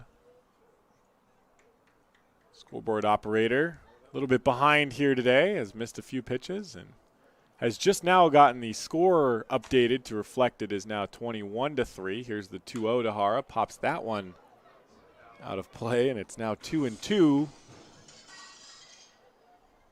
balls and 2 strikes as I keep getting tripped up by the scoreboard instead of looking at my own scorebook.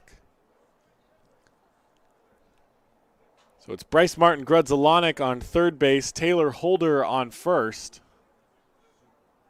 Hara at the plate with 1 out. 2-1 count. 2-2 count. Got me again. Here's the pitch to Hara. That one outside corner called strike 3. And Hara is the 2nd out of the inning.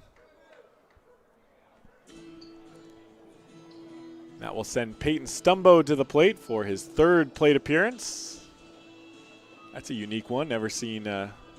I've seen batters take a moment before stepping into the box, taking a breath on their bat, but I've never seen them do it while facing away from home plate.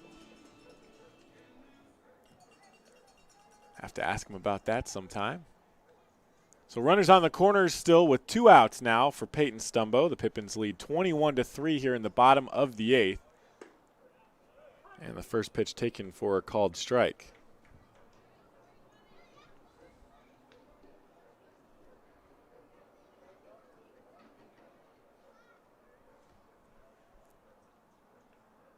Here's the 0-1. That one misses low. They throw down to first, and Holder back in easily.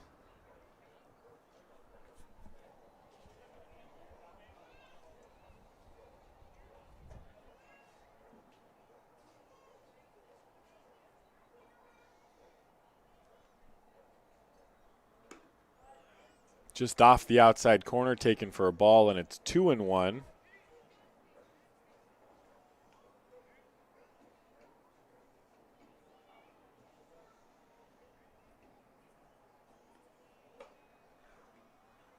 And that one misses outside, and Stumbo out in front, 3-1.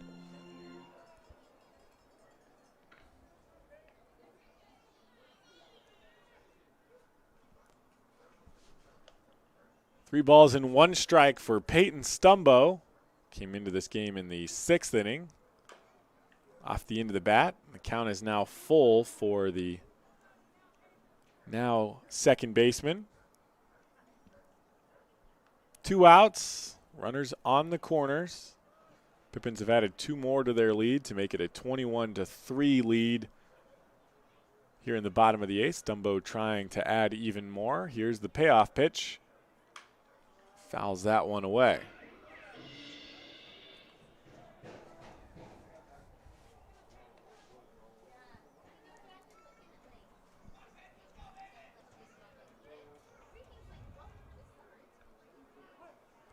So we'll try again with 3-2. Holder running from first. That one grounded back up the middle. To it, not to it in time is the shortstop Scansey. Holder thought about going to third, decided not to, so it's an RBI base hit for Peyton Stumbo.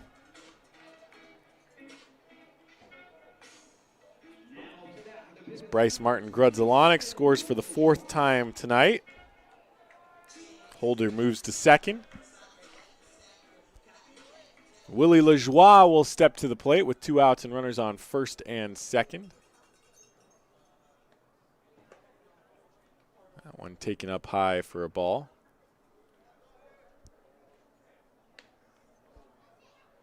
Three walks in the game and a double for Lajoie. The 1-0 grounded to the right side.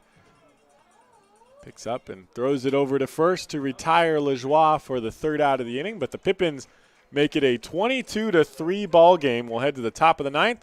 You're tuned into Pippins Baseball on the Pippins Broadcast Network. Stay connected and let Perry Technical Institute provide you with essential skills to take your career to the next level.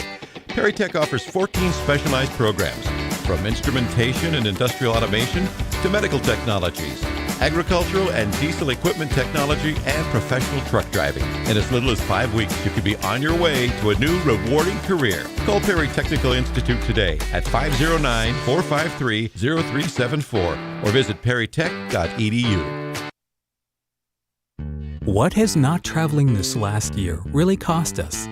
How about our peace of mind? It's time for a change of pace. Time to put aside the stress of the last year and get a new perspective with Fly YKM. Take back the time you lost and save time for what really matters. It's time for Fly YKM. Fly faster. Fly safer. Visit flyykm.com and connect to over 88 cities today.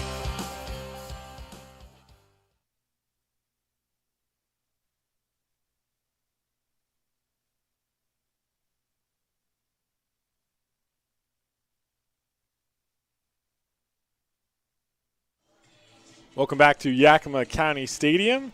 Ryan Arredondo on to close things out for the Pippins. He's got a pretty comfortable 19-run lead, so I'll probably stick with him no matter how much trouble he might get into. He's made 3 appearances thus far for the Pippins, 2 of them in league play, has worked himself to a 10.12 ERA and 2 2/3 innings pitched.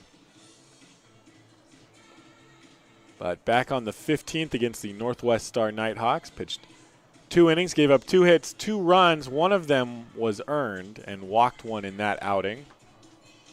Like a lot of the younger pitchers on this Pippins team, Kelly Fitzpatrick has been working with him. When I talked to Fitzpatrick about Arredondo, he said he was just a younger guy who had a couple of easy tweaks to make to the delivery to turn him into a very pitchable arm.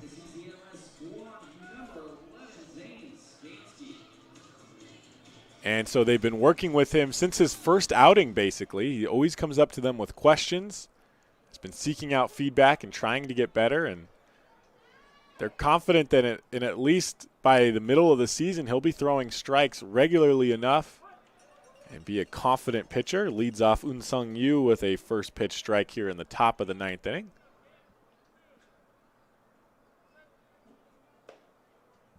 And the 0-1 is taken down low for a ball. Ben Wills pitched the 7th and 8th innings.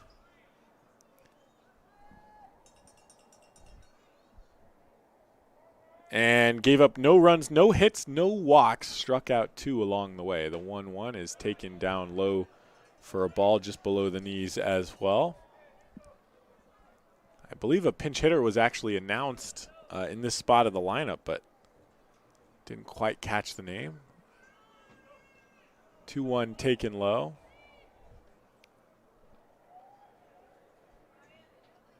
This could be Zane Scanzi. He came into the game a little earlier. He's playing shortstop now. Popped up in the infield. Scanzi does. Peyton Stumbo had trouble finding it. Makes the catch on the run just outside of the infield grass. And that's out number 1.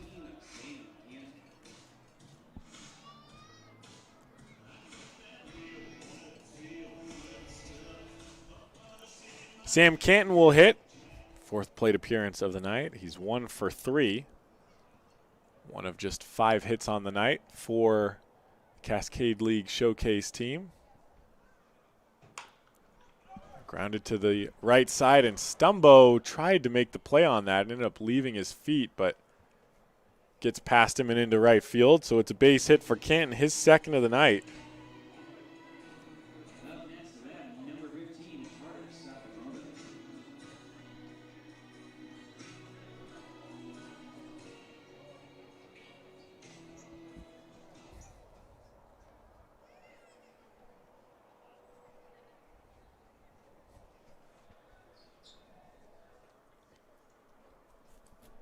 So Carter Sakamoto will hit with a runner on first and 1 out here in the top of the 9th inning. Ryan Arredondo looking to close things out for the Pippins. The first pitch misses low and away for a ball.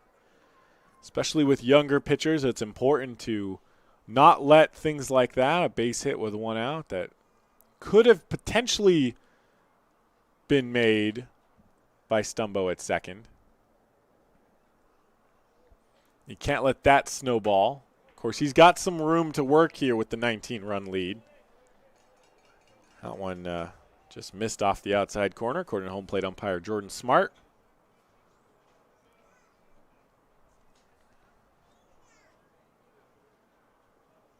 So 2 balls and no strikes for Sakamoto. Arredondo comes set. Hands just above the belt. Here's the 2-0. Swung on and missed. And it's 2-1.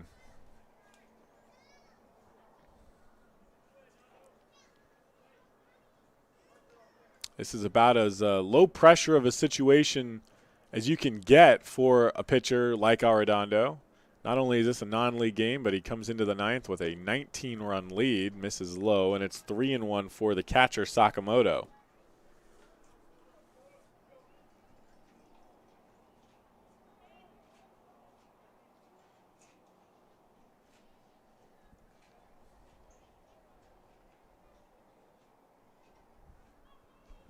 The 3-1. Sakamoto aggressive, but swings through that one, and the count is full.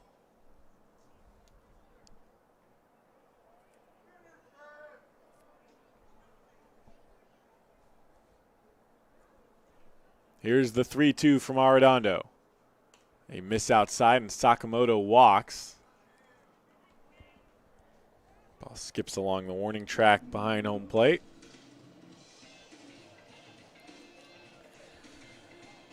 So we got the first out quickly, but a base hit and a walk puts runners on first and second with one out. Just got to settle down.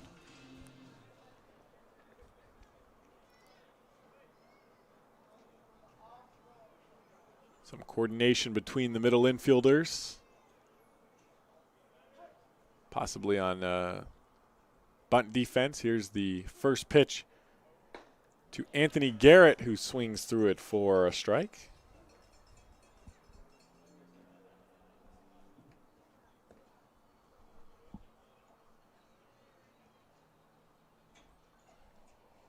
Garrett without a hit so far. Pinch hit a few innings ago. Chopper up the middle. Chaz Myers will pick it up. Misplays it, but grabs it. Steps on second. The throw over to first takes Dickman off the bag. So they get the out at second. Sakamoto slow. Now confirmed by the field umpire that he was called out. So 2 outs.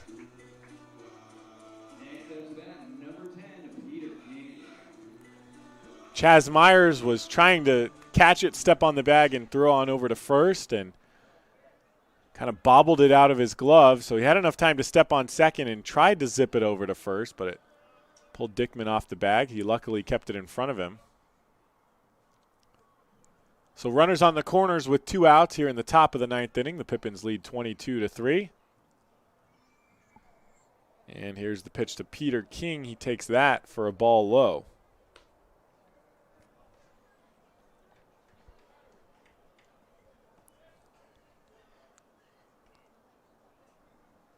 Cascade League Showcase team has not scored since back in the 4th inning when they scored their 2nd and 3rd runs of the game. This one popped up. Shallow right field, Stumbo ranging out. He makes the catch for the 3rd out, and the Pippins are winners of 10 straight games. Ryan Arredondo gets through the 9th scoreless, and the Pippins walk away with a 22-3 lead. They score 22 runs on 16 hits. They commit 1 error in the game. The Cascade League All-Stars 3 runs on 6 hits. They committed 4 errors in this one. The Pippins were held off the board until the 2nd when they scored 3, added 5 more in the 3rd, and then a big 8-run 4th started by a solo home run by Noah Williamson to lead things off. Blake Dickman was hit by a pitch. Bryce Martin Grudzelanek was hit by a pitch. Base hit by Chaz Myers, and Dickman was thrown out trying to score. And so with 2 runners on and 1 out, Taylor Holder hits a big 3-run shot to left center field. Corey Jarrell walks. Peyton Stumbo, still Connor Kobalis at this point. He walks as well, and Willie Lajoie walks to load the bases. They change pitchers to Evan Siegel, who promptly gives up a grand slam to Noah Williamson for the 5th through 8th runs of the inning to give them what was at the time a 16-3 lead. Pippins would add 1 more in each of the 5th, 6th, and 7th innings, and then add 3 more in the 8th to give them a 22-3 victory, a big one over the Cascade Collegiate League All-Stars. They will close out the series with these guys tomorrow night at 6:35 p.m. before they head back out for West Coast League play against the Ridgefield Raptors in Ridgefield Tuesday through Thursday at 6:35 p.m. as well. We'll be right back here at Yakima County Stadium tomorrow night. We hope you tune in